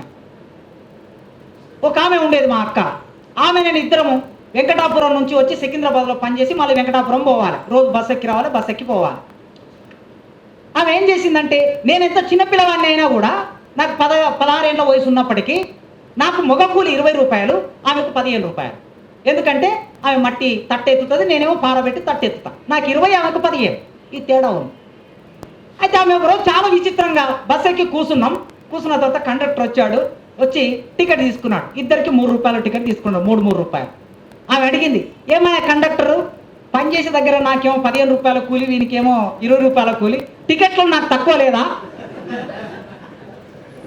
అసలు నాకు బాగా గుర్తుంది. అప్పటికి నాకు మార్క్సిజం తెలియదు, ఏం తెలియదు. కానీ ఇప్పుడు నేను మార్క్సిజం తెలుసుకున్న తర్వాత ఎంత లాజికల్ క్వశ్చన్ అది అనేది అర్థమైంది. సిద్ధాంతంలో దాన్ని అన్వయం చేస్తే ఎంత లాజికల్ క్వశ్చన్. అందుకే ఇండియాలో కులాన్ని బట్టి దోపిడీ ఉంటుంది. ఎందుకు అంటే ఈ దేశంలో ధర్మం అధర్మం అనే మనధర్మం, ఈ దేశంలో అంటరాని వాడికి భూమి ఉండొద్దు, అంటరాని వాడికి సంపద ఉండొద్దు, అంటరాని వాడికి ఆయుధాలు ఉండొద్దు. ఇదో మొదటి చాప్టర్లో రాశాడు. ఇండియాలో ఏం చేయాలని వీరన్న మొదటి చాప్టర్లో. భారతదేశాన్ని ఇట్లా ఎందుకు మనం అర్థం చేసుకుంటున్నామంటే, ఎందుకు అర్థం చేసుకోవాలంటే, ఆయుధాలను నిరాకరించింది దేశం, సంపద నిరాకరించింది, రాజ్యాధికారాన్ని నిరాకరించింది, మనిషిగానే చూడలేదు. అట్లాంటి మనుషుల దగ్గరికి మనం వెళ్ళాలంటే ఇక్కడ చేసే వర్గ పోరాటం అది రష్యాలో జరిగిన వర్గ పోరాటం లాగా, అది చైనాలో జరిగిన వర్గ పోరాటం లాగా ఉండకూడదు అని రాశాడు మొదటి చాప్టర్. అందుకే ఇక్కడ చేసే పోరాటం సందర్భం వచ్చినప్పుడు ఈ మనుషుల దగ్గరికి వెళ్ళి వాళ్ళు ఎదుర్కొంటున్న తక్షణ సమస్యలు. ఒక ఎంపీటీసీ, నేను నిన్ననే వనపర్తి జిల్లా బుద్ధారం అనే గ్రామంలో రాత్రి 11 గంటలకు మాట్లాడుతున్న సభలో, 11 గంటలకి నా ముందు జడ్పీ చైర్మన్ మాట్లాడారు, లోక్నాథ్ రెడ్డి అని జడ్పీ చైర్మన్. ఆయన మాట్లాడుతూ ఒక విషయం చెప్పాడు. ఏ విషయం చెప్పాడంటే, సార్ మేము ఉన్న ఈ పక్కనే ఊరిలో ధ్వజస్తంభం పండుగ అయ్యింది. ధ్వజస్తంభం పండుగ అయితే మమ్మల్ని అందరిని పిలిచారు, మేము వెళ్ళాము, గుడిలోకి వెళ్ళాలి మేము. అయితే ఆ ఊరి సర్పంచ్ మా పార్టీ సర్పంచే, కానీ అది మాదిగా అయినా సర్పంచ్ అక్కడ లేడు. ప్రోటోకాల్ ప్రకారం సర్పంచ్ ప్రథమ పౌరుడు ఉండాలి కదా, సర్పంచ్ లేడు అక్కడ. ఈయన లోక్నాథ్ రెడ్డి అడిగాడంటే, ఏడే సర్పంచ్ ఏడంటే, లేదంటే సర్పంచ్ గుడిలోకి వస్తే మైల పడుతుంది కనుక గుడిలోకి రావాల్సిన అవసరం లేదు, రాకూడదు అన్నాడట. అంటే వీళ్ళందరూ, అది మీడియాలో వచ్చేస్తుంది కదా, వీళ్ళందరూ పోయి సర్పంచ్ అక్కడికి రాకపోతే చర్చనీయాంశం అవుతుంది కనుక అప్పుడు సర్పంచ్ నాకు పిలిపించారు. పిలిపిస్తే ఎట్టి పరిస్థితుల్లో పూజారి సర్పంచ్ లోపలికి రావటాన్ని అంగీకరించలేదు. ఇది ఎప్పటిది? వారం రోజుల కింద సంగతి చెప్తున్నా నేను. ఇండియాలో కులాన్ని బట్టి వివక్ష కొనసాగుతున్నది కదా, అదే ప్లేస్లో, ఆ సర్పంచ్ ప్లేస్లో ఒక రెడ్డి ఉంటే ఇలా జరుగుతుందా? ఒక బ్రాహ్మణ్, ఒక వెలమ, ఇలా జరగదు కదా. మరి జరగనప్పుడు ఇండియాలో ఇంకా కులం ఆపరేట్ అవుతుంది కదా. మరి ఇంకా కులం ఆపరేట్ అయినప్పుడు నీ పోరాట రూపంలో నీ పంతాల మార్పు రావాలనా లేదా? రావాల్సిందే. ఈ సమస్యను ఎట్లా పరిష్కరిస్తావు నీ ఊళ్ళోకి పోతే తెలుస్తుంది. ఇక్కడ హైదరాబాద్లో కూర్చొని సుందరయ్య విజ్ఞాన కేంద్రంలో, ప్రెస్ క్లబ్లో, మంచి ఎయిర్ కండిషన్ రూలర్లో మనం సభలు పెట్టుకొని పుస్తకాలు రాసుకొని ఇది చేసే సచ్చిన అర్థం కాదు. ఇది ఊళ్ళోకి పోతే అర్థమవుతుంది కాంట్రడిక్షన్. రోజువారీ జీవితం అది. ఆ రోజువారీ జీవితాన్ని మనం ఎట్లా పరిష్కరించాలనో అప్పుడు తెలుస్తుంది మనకి. దళిత స్త్రీల మీదే అత్యాచారం ఇంకా ఎందుకు జరుగుతుంది? మీరు ఎప్పుడైనా బ్రాహ్మణ స్త్రీల మీద అత్యాచారం జరిగే వార్త రోజు పేపర్లో చూస్తామని జరగాలని నేను కోరుకోవటం లేదు. స్త్రీలందరూ గౌరవనీయులు, ఎవరి మీద జరగొద్దు, అది అన్యాయమే. కానీ రోజు దళిత స్త్రీల మీద ఎందుకు జరుగుతున్నది? ఆ వార్తలు ఎందుకు వస్తున్నాయి? రోజు బీసీ స్త్రీల మీద ఎందుకు జరుగుతున్నాయి? ఈ వార్తలు ఎందుకు వస్తున్నాయి? అంటే మన సమాజంలో కులాన్ని బట్టి స్త్రీల మీద దాడులు జరుగుతున్నాయా లేదా? జరుగుతున్నాయి, వివక్షలు జరుగుతున్నాయి. మరి ఈ పరిస్థితి అంతా దేశంలో కొనసాగుతున్నప్పుడు యాంత్రికవాదంగా వర్గ పోరాటం, ఫిలాసఫీలో యాంత్రికవాదం అని ఒకటి ఉంటుంది, జడతర్కవాదం అని రెండోది ఉంటుంది, గతితర్కవాదం అని మూడోది ఉంటుంది. మనం గతితర్కవాదాన్ని అప్లై చేయటం లేదని నాకు అనిపిస్తుంది. నేను 25 సంవత్సరాలుగా ఫిలాసఫీ చదువుతూ పాఠం చెప్తున్నటువంటి వాడిగా నాకేమర్థమైందంటే మనం యాంత్రికంగా పనిచేస్తున్నాం. ఇక్కడ స్విచ్ చేస్తే ఫ్యాన్ ఆన్ అవుతుంది, స్విచ్ బంద్ చేస్తే ఫ్యాన్ ఆగుతుంది. అది యాంత్రికం. యంత్రం పనిచేస్తుంది, యాంత్రికంగా ఉంటుంది.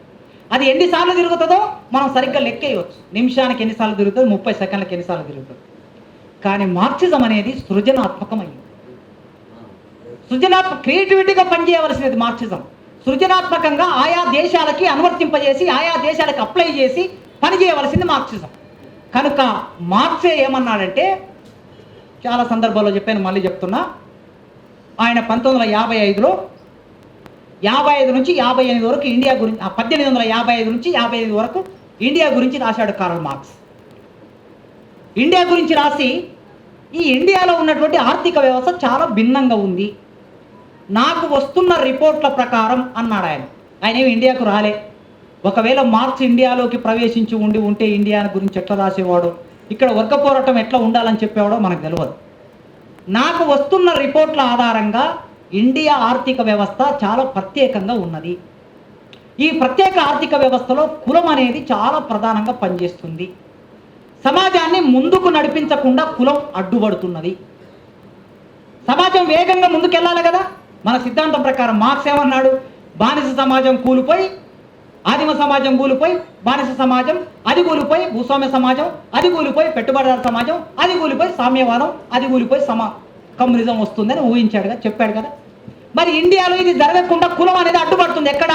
బానిస సమాజం దగ్గరనే కులం వచ్చి చేరింది. ఇక్కడ బానిస సమాజం లేదు, కుల సమాజమే ఉంది ఇండియా. ఆ కులం వచ్చి అడ్డుపడి ఆపేస్తుంది, సమాజాన్ని ముందుకు వెళ్లకుండా ఆపేస్తుంది. అందుకే ఆయన ఏం ఆలోచించాడంటే, యంత్రాలు ప్రవేశిస్తే ఇండియాలో కొంత మార్పు జరుగుతుందేమో చూడాలి, యాంత్రీకరణ ప్రవేశిస్తే మార్పు జరుగుతుందేమో చూడాలి. ఈ యాంత్రీకరణ అంటే రైలు వచ్చింది. రైలు వచ్చిన తర్వాత రైల్లో కులం ప్రకారం ప్రయాణించడం అనేది ఉండదు కదా. ఎవరైనా ఎక్కొచ్చు రైలు.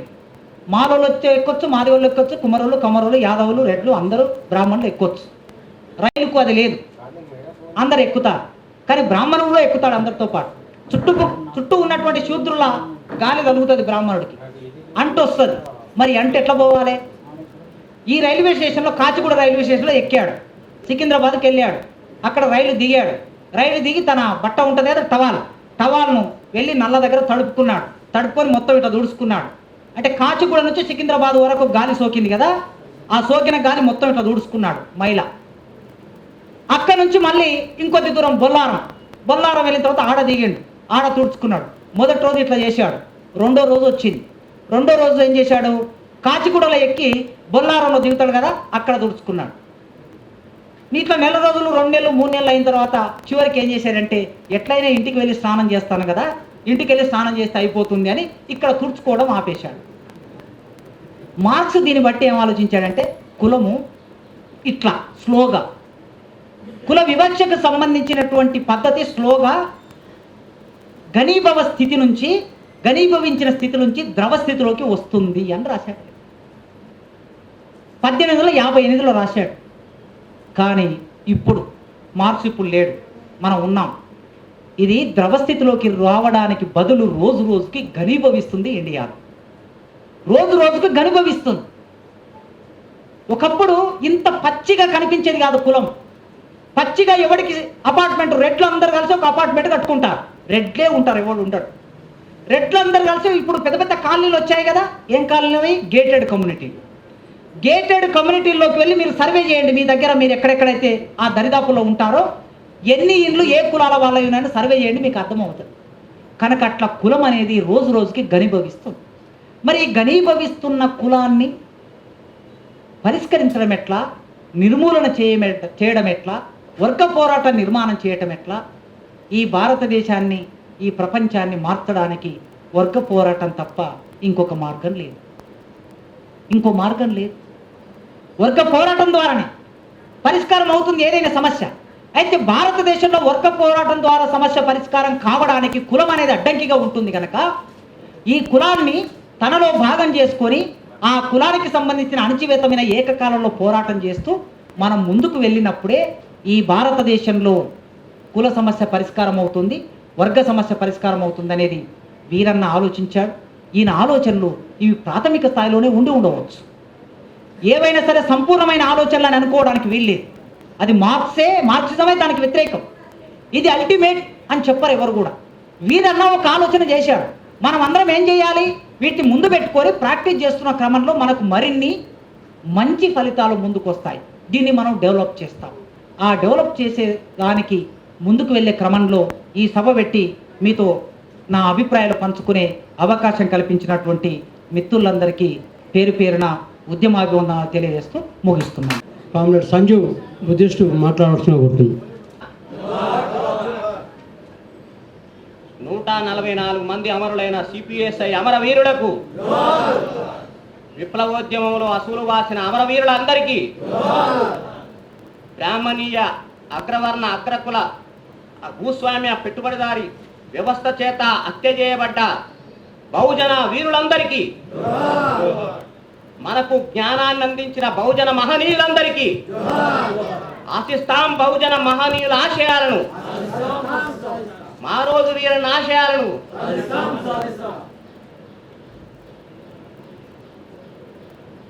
బుద్ధులకు వందనం. ఈరోజు ప్రపంచవ్యాప్తంగా జ్ఞానాన్ని అందించినటువంటి బుద్ధుడు, భగవాన్ బుద్ధుడు ఈరోజు వైశాఖ పౌర్ణమి. ఈ వైశాఖ పౌర్ణమి బుద్ధుడు జననించిన రోజు, బుద్ధుడు జ్ఞానోదయం పొందిన రోజు, బోధిసత్వుడుగా మారిన రోజు, బుద్ధుడు అమరత్వం పొందిన రోజు కూడా చనిపోయిన రోజు. ఇది వైశాఖ పౌర్ణమి.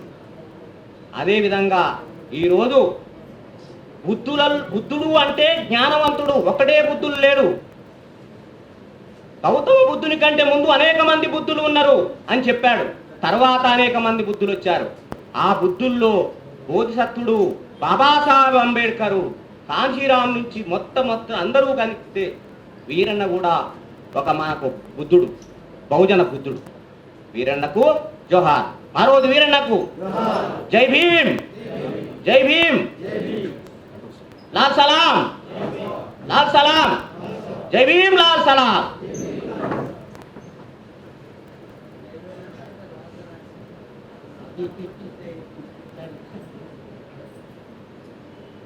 ప్రపంచ ప్రజలారా, కార్మికులారా ఏకంగండి, ప్రపంచాన్ని విముక్తి చేయండి. ప్రపంచ ప్రజలారా దుఃఖాన్ని పోవాలి, దుఃఖం కావాలని చెప్పేసి ఒక ప్రపంచానికి ఒక ప్రాపంచిక శాస్త్రాన్ని అందించిన వాడు కార్ల్ మార్క్స్. ప్రపంచాన్ని మొత్తం దుఃఖం నుంచి విముక్తి కావాలని కోరుకున్నవాడు బుద్ధుడు. బుద్ధుడు ఈ దేశంలో దుఃఖం ఉన్నది, దుఃఖానికి కారణం ఉన్నది, దుఃఖానికి నివారణ ఉన్నది, దుఃఖానికి నివారణ మార్గం ఉన్నది. ఈ మార్గము గురించి తను ధమ్మము ప్రబోధన చేశాడు. ఆ ధమ్మంలో అష్టాంగ 8 సంబంధించిన సూత్రాలు చెప్పాడు. ఆ సూత్రాల్లో జ్ఞానం, అదేవిధంగా సమత, అదేవిధంగా ఈ శీల, ఈ 3 విషయాలు చెప్పి మార్క్సిజం కంటే ముందు ఈ దేశాన్ని విముక్తి కోసం తను చేశాడు. అదేవిధంగా మార్క్సిజం కూడా ఈ ప్రపంచానికి సంబంధించిన విముక్తి కోసం చెప్పింది. అంటే ప్రపంచానికి సంబంధించిన తత్వశాస్త్రం బౌద్ధం, ప్రపంచానికి సంబంధించిన తత్వశాస్త్రం మార్క్సిజం. ఒకదానికి పోటీ లేదు, ఒకదానికి సపోర్ట్ మాత్రమే ఉన్నాయనే విషయాన్ని గుర్తించాలని ఈ సందర్భంగా నేను తెలియజేస్తాను.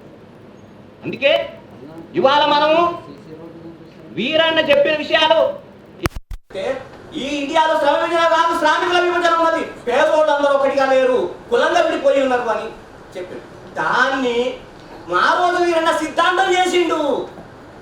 చేసి ఏం చేసిండు, వాళ్ళని సంఘటితం చేసి ఈ దేశంలో నూతన ప్రజాస్వామిక విప్లవాన్ని దళిత బహుజన ప్రజాస్వామిక విప్లవంగా నియుక్తి చేయాలని చెప్పి స్పష్టంగా చెప్పిండు. ఏం చెప్పిండు? కార్ల్ మార్క్స్ ఆనాడు అరే భావం నుంచి భౌతికం వచ్చింది అని చెప్పేసి హెగెల్ చెప్తే, అయ్యా తల కిందలో ఉన్నాయి, కాలు పైకి ఉన్నాయి, దాన్ని చక్కగా నిలబెడతా అని చెప్పేసి కార్ల్ మార్క్స్ ఏం చేసిండు, ఆ కాలం మీద నిలబెట్టిండు.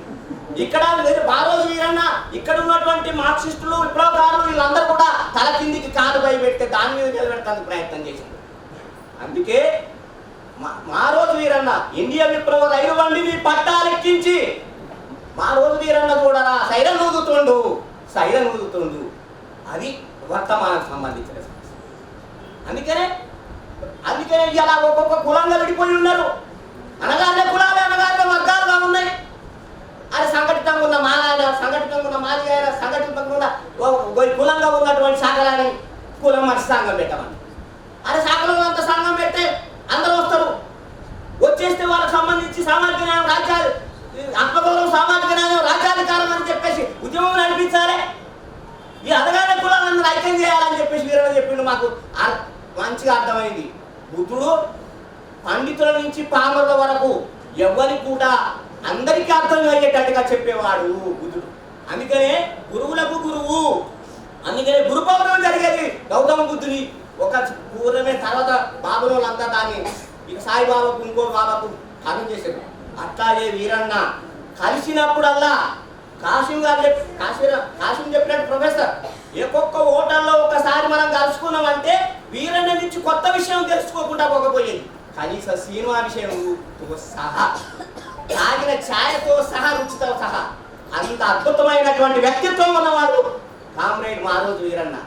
అందుకనే నీకు కులంగా ఏమన్నాడు, అంటరాని కులాలకు సంబంధించి ఒక్కొక్క కులానికి సంబంధించి సంఘం పెట్టండి, అందరినీ కలిసి సమైక్యంగా ఏర్పాటు చేయండి. అట్లనే బీసీలో ఉన్నటువంటి అన్ని కులాల సంఘాలు ఒక దగ్గర పెట్టండి, అలాందరినీ సమైక్యం చేయండి. ఎస్టీల తెగలన్నిటినీ వేరువేరుగా ఉన్నాయి, అవన్నీ ఒక దగ్గర చేయండి. అదే కాకుండా అవి బహుజనులందరూ ఐక్యం కావాలి, బహుజనులు అయితే ఐక్యం కావాలంటే సాగరోళ్ళందరూ ఒక్కటిగా ఐక్యం అవుతానికి అవకాశం ఉండదు. కానీ మాలలందరూ మాదిగలందరూ ఐక్యంగా అవుతుందుకున్న అవకాశాన్ని వదిలేసి ఐక్యంగా లేనందరూ అని ఐక్యంగా కలుస్తామని చెప్పేసి సూత్రం ఇవ్వాలి చేస్తాం. తల కిందికి పెట్టి కాలు పైన వీళ్ళని చెప్పిన సిద్ధాంతం, వీళ్ళని సంఘటితం, వీళ్ళందరినీ సంఘం పెట్టి ఈ విధంగా విముక్తి చేయమని. అవునయ్యా? అనగానే కులాలు అందరూ మీరందరూ ఎవరైనా కులం ఉండాలని కోరుకుంటారా మీరు? కానీ కుల సంఘాలు సపోర్ట్ చేస్తారా లేదా? ఎందుకు సపోర్ట్ చేస్తావు? కులంగా మాకు అన్యాయం జరిగింది. ఎవడైనా అన్యాయానికి గురిగా ఇవ్వడాడు. ఇవాళ కార్మిక సంఘం మనం పెట్టాం, ఐఎఫ్యూ కార్మిక సంఘం పెట్టాం, మనం హమాలి సంఘం పెట్టామా, ఆటో కార్మిక సంఘం పెట్టామా, రిక్షా కార్మిక సంఘం పెట్టామా, ఇంకో అన్ని సంఘాలు పెట్టినావు, ఏది ధని కార్మికుల సంఘం పెట్టాం. వీళ్ళందరినీ ఏం చేసినాం? ఐఎఫ్యూ కింద ఐక్యం చేసినాం. ఎందుకు? అనగానే వాళ్ళకు సంఘం పెట్టకుండా, వాళ్ళని నిర్మాణం చేయకుండా, వాళ్ళకు బోధించకుండా, వాళ్ళకు కార్యక్రమం ఇవ్వకుండా ఎట్లా విముక్తి అవుతుంది? ఇది పెద్ద ట్రాజడీ ఈ దేశంలో. అందుకనే ప్రగతిశీల శక్తులు అనుకున్న వాళ్ళు ఇవాళ తల కిందికి పెట్టి కాలు పైకి పెట్టి చెప్తున్నారు. కానీ వీరన్న చెప్పింది మనకైతే స్పష్టంగా అర్థమైంది. అందుకనే అటువంటి ప్రయత్నంలో తాను మెట్టుమెట్టుగా ఎదిగి ఒకటి మహాజన ఫ్రంట్ వరకు ఎన్నికల ద్వారా అధికారం వస్తందుకు కూడా ఏ ప్రాతిపదిక పైన చేయాలనే దాన్ని స్పష్టంగా రూపొందించిండు. ఎన్నికలలో నిలబెట్టడు, నీళ్ళ జెండాను పెట్టిండు. ఒక్కొక్క నియోజకవర్గంలో 2-3 వేల నుంచి 20-25 వేల ఓట్ల వరకు సాధించి, అది ఇప్పటికీ 1999 సంబంధించి 2000 సంవత్సరం అంటే 22 సంవత్సరాల కింద ఎక్స్పెరిమెంట్ చేశాడు. అందుకనే వీరన్న గౌతమ బుద్ధుడు 29వ వయసులో ఇంటి నుంచి బయటకు వచ్చిండు. ఏంది? ఈ ప్రపంచాన్ని పరిశీలిద్దాం ఎట్లా అని వచ్చినాక చేసిండు. తిరిగిండు, 6 సంవత్సరాలు మొత్తం తిరిగిండు. తిరిగి ఎక్కడెక్కడైతే జ్ఞానం ఉన్నదో వాళ్ళతోటి నేర్చుకున్నాడు, తర్కించుకున్నాడు, చూసిండు, అధ్యయనం చేసిండు. ఆ తర్వాత ఏం చేసిండు? బోధిసత్వుడుగా అయ్యిండు. ఉత్తగానే ముక్కు మూసుకొని ఇట్లా చేసి ఇది చేస్తే అది రాలే జ్ఞానం. ఇదంతా సమాజంలో తిరిగి అధ్యయనం చేసి ఆలోచించి చేసిండు. అందుకని వీరన్న కూడా ఉత్తగానే కాదు. నేను నల్గొండలో 1978 సంవత్సరం 8వ తరగతి నుంచి పీడిఎస్గా ఉన్నా. 80లో ఇంటర్మీడియట్కి వచ్చిన, 82 నుంచి 85 వరకు డిగ్రీ చదివిన. అప్పటి వరకు మేము చేసిన పోరాటాలన్నీ సారా వ్యతిరేక పోరాటం, కూలీ పెంచమని పోరాటం, రైతులకు గిట్టుబాటు ధర ఇవ్వాల పోరాటం, హాస్టల్ దుప్పట్లు లేవు పిల్లగాళ్ళకని పోరాటం, మాకు స్కాలర్షిప్లు పెంచాలని పోరాటం. కానీ 1985వ సంవత్సరంలో నేను హైదరాబాద్లో ఉస్మానియా యూనివర్సిటీలో ఎంట్రన్స్ రాసేందుకు వచ్చినప్పుడు పీడిఎస్ ఆఫీస్ పోయినా. అక్కడ పోతే కారంచేడులో దళితుల మీద దాడి జరిగింది. అది రేపు సెక్రటేరియట్ ముందర రాస్తారు, చేస్తారు, మీరు కూడా వచ్చి చేరండి అన్నాడు. అప్పుడు ఉదయం 10:30-11 గంటలకు నేను బయట నా ఫ్రెండ్ దగ్గర ఉండేవాడిని. వచ్చి అక్కడ నేనేం చేసినా ఆ వీరన్నతోటి రాస్తారోకలో మేము 20 మంది కూడా లేము. మొట్టమొదలు కారంచేడులో దళితుల మీద ఎవరు దాడి చేసిర్రు? అగ్రకులాలు అంటే ఎవరు? కమ్మ కులము. మాదిగల మీద చేసిన దాన్ని కులంగా చేసి స్పష్టంగా వీరన్న ఆ రోజు రాస్తారోకో చేసినప్పుడు నేను చూసినప్పుడు చిన్నగా ఉన్నాడు, అసలు చాలా బక్కగా ఉన్నాడు, స్లిప్పర్స్ వేసుకొని ఉన్నాడు.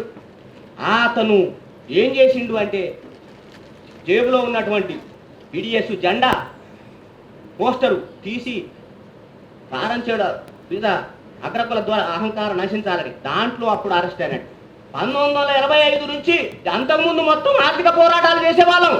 1985 తర్వాత కారంచేడు, నీరుకొండ, బదిరికుప్పం, సింహసముద్రం, చుండూరు, మండల్ కమిషను, రిజర్వేషన్ అనుకూల ఉద్యమం, దానికి వ్యతిరేక ఉద్యమాలు, ఈ ఉద్యమాలు మొత్తం కులం మీద దశాబ్దం పాటు 1985 నుంచి 1995 వరకు 10 సంవత్సరాలు ఈ పరిణామంలో వీరన్న ఒక రోజులో పుట్టినోడు కాదు. సిద్ధాంతం ఇంతకుముందు ప్రొఫెసర్ కాసిం గారు చెప్పినట్టు బుద్ధుడు కాక 6 సంవత్సరాలు తిరిగి ఎట్లయితే తను జ్ఞానోదయం పొందిండో, ఒక దమ్మం అనే సిద్ధాంతాన్ని అట్లాగా రూపొందించుండు. అందుకనే మనం ఈరోజు నిత్యము శాసిస్తున్నటువంటి రాజ్యాంగంలో మన పాత్ర ఏందో కావాలి. రోజు మన వాటిలో మన సమస్య ఏందో కావాలి. మన బూతు శాసించే బూతు ఏంటిదో ఆ బూతుకు సంబంధించిన పవర్ ఏందో కావాలి. అదేవిధంగా మన మండలం ఏందో మన పవర్ ఏందో కావాలి. అట్లాగే అందరికీ జై భీమ్. ముఖ్యంగా ఈరోజు మన ముందు ఉషా అంకుల్ లేని లోటస్ ఇక్కడ స్పష్టంగా కనిపిస్తుంది.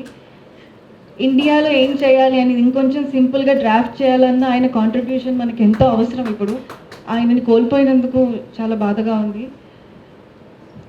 నాన్న విషయానికి వస్తే అసలు అలాంటి వ్యక్తిత్వం ఉన్న తండ్రి, నిస్వార్థపరుడు, ఒక కమిటెడ్ మనిషి, అలాంటి ఫాదర్ ప్రెజెన్స్లో నేను పెరగలేకపోయాను అనేది నన్ను ఎప్పుడూ వెంటాడుతూనే ఉంటుంది. ఇంక ఇప్పుడు ఆయన ఉంటే నా బయట పరిస్థితులే కాదు, నా జీవితం ఎట్లా ఉండేదో అని ఎప్పుడు నన్ను వెంటాడే ప్రశ్న. అమ్మ ఒకసారి చెప్పింది నాన్న సమస్యలను ఎలా పరిష్కరిస్తాడు అని. ఒక చిన్న ఉదాహరణకి, ఒక భర్త భార్యలు ఇద్దరు వచ్చారు నాన్న దగ్గరకు ఒక సమస్యతో. భర్తకి తన భార్య ఉద్యోగం చేయడం ఇష్టం లేదు. ఇద్దరు వాళ్ళ అభిప్రాయాలు చెప్పింది విన్నాక నాన్న సింపుల్గా ఒక మాట అన్నాడంట, ఉద్యోగం వద్దు అనేది నీ కోరిక, ఉద్యోగం చేయాలి అనుకోవడం తన హక్కు, మేము హక్కులకే గౌరవిస్తాం కానీ కోరికలకు కాదు అని. అట్లే ఇప్పుడు నాకు అనిపిస్తుంది, అంటే మొన్నటి వరకు కొంచెం 10th ఇంటర్లో ఉన్నప్పటి వరకు నాకు ఇండియాలో ఏం చేయాలి అనే పుస్తకం చదివే ప్రయత్నం చేసేదాన్ని, కానీ అంత అర్థమయ్యేది కాదు. కానీ ఎప్పుడైతే చదవడం, అర్థం చేసుకోవడం అండ్ ప్రస్తుతం ఉన్న పరిస్థితుల్ని ఫాలో అవుతూ చూస్తుంటే అసలు నాన్నకి ఎంత ముందు చూపు ఉంది. అసలు ఆయన అప్పుడే కులవర్గ జమిలి పోరాటం, వర్గ దృక్పథం లేకుండా కుల పోరాటాలు కానీ, కుల నిర్మూలన అక్షం లేని వర్గ పోరాటాలు ఉంటే మాత్రం విప్లవం సాధ్యం కాదని, ఒక ఐడెంటిటీ అండ్ అలయన్స్ తేవడం కానీ, ఇవన్నీ ఆయన ఎంత ముందు చూపుతో మన ముందు తీసుకొచ్చారు. అప్పుడున్న పరిస్థితుల్లో వాళ్ళు ఎందుకు, కమ్యూనిస్ట్ పార్టీలు కానీ అందరూ కానీ ఎందుకు వాటిని ముందుకు తీసుకెళ్ళలేదు, ఎందుకు ఇంకా చర్చ చేయలేదు అని చాలా చాలా ప్రశ్నలు వస్తున్నాయి. ఇప్పుడు మనం చూస్తుంది ఏంటి, దాని రిజల్ట్ ఏమొచ్చింది? ఆడవాళ్ళ మీద ఇంకా దౌర్జన్యాలు పెరుగుతున్నాయి, దళితుల మీద, మైనారిటీస్ మీద, బహుజనుల మీద ఎంతెంత దుర్మార్గాలు జరుగుతున్నాయో మనం చూస్తూనే ఉన్నాం. ఇప్పటికైనా కోరుకుంటుంది ఏంటంటే ఈ కులవర్గ ఒక ఉదాహరణ ఉంది. అప్పట్లో బ్రూనో సూర్యుడి చుట్టూ భూమి తిరుగుతుంది, భూమి చుట్టూ సూర్యుడు కాదు అని చెప్పినందుకు ఆయన చంపేశారు. అదెంత నిజమో, సూర్యుడి చుట్టూ భూమి తిరుగుతుందా, భూమి చుట్టూ సూర్యుడు తిరుగుతున్నారా? అట్లే కులవర్గ పోరాటమే ఈ ఇండియాలో ఉన్న సమస్యలకి ఒక సొల్యూషన్ అని అంతే నిజం. ఈరోజు ఇక్కడ వచ్చిన వాళ్ళందరికీ అండ్ నాన్నతో పాటు కలిసి పనిచేసి 144 మంది అమరులైన వాళ్ళందరికీ జోహార్లు సమర్పిస్తున్నాను. జై భీమ్, జై పూలే, జై మారోజు. ఇప్పుడు నల్ల సూర్యప్రకాష్ అని మాట్లాడవలసిందిగా కోరుతున్నాను. సభాధ్యక్షులు కామ్రేడ్ పర్వతాల్ గారు, వేదికను అలంకరించిన పెద్దలందరికీ జై భీమ్, హాసన. కామ్రేడ్ మారోజు వీరన్న యొక్క 23వ వర్ధంతి సందర్భంగా ఆయనకు నివాళులు అర్పిస్తూ, మిత్రులారా, మాలోజు వీరన్న నాకన్నా 2-3 సంవత్సరాలు చిన్నవాడు. మా ఇద్దరి మధ్య మేమిద్దరం అనేక వేదికల మీద మాట్లాడినటువంటి సందర్భం. ఇప్పుడు ఏదైతే పుస్తకం కాసిం గారు చెప్పారో గాంధిక భాష అనేది, ఇది ఈ వీరన్న చెప్తున్న క్రమంలో, ఆయన విషయాలు వివరిస్తున్న క్రమంలో కేజీ సత్యమూర్తి గారు, అదేవిధంగా సాంబశివరావు గారు దాన్ని సాంబశివరావు గారు రాసేది. అప్పుడు మేము కూడా ఉండేది. తర్వాత కాలంలో సత్యమూర్తి గారు బీఎస్పీలో చేయటం జరిగింది నా నాయకత్వంలో. అప్పటికి సత్యమూర్తి గారు కానీ సాంబశివరావు కానీ బీఎస్పీ గురించి పెద్దగా టచ్ చేయలేకపోయాడు. ఎందుకంటే ఈ రాష్ట్రంలో బహుజన అనే పదం వచ్చిందంటే కాశీరామ్ గారి కూడా. అంతకుముందు బహుజన అనే పదం వాడలేదు. ఇంతకుముందు కాసిం గారు చెప్పారు ఏదంటే 2% ఉండేదని చదువుకున్న వాళ్ళ సంఖ్య.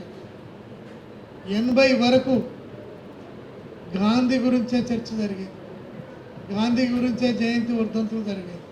80 తర్వాత బాబాసాహెబ్ అంబేద్కర్కి సంబంధించినటువంటి జయంతులు వర్ధంతులు జరుగుతున్నాయి.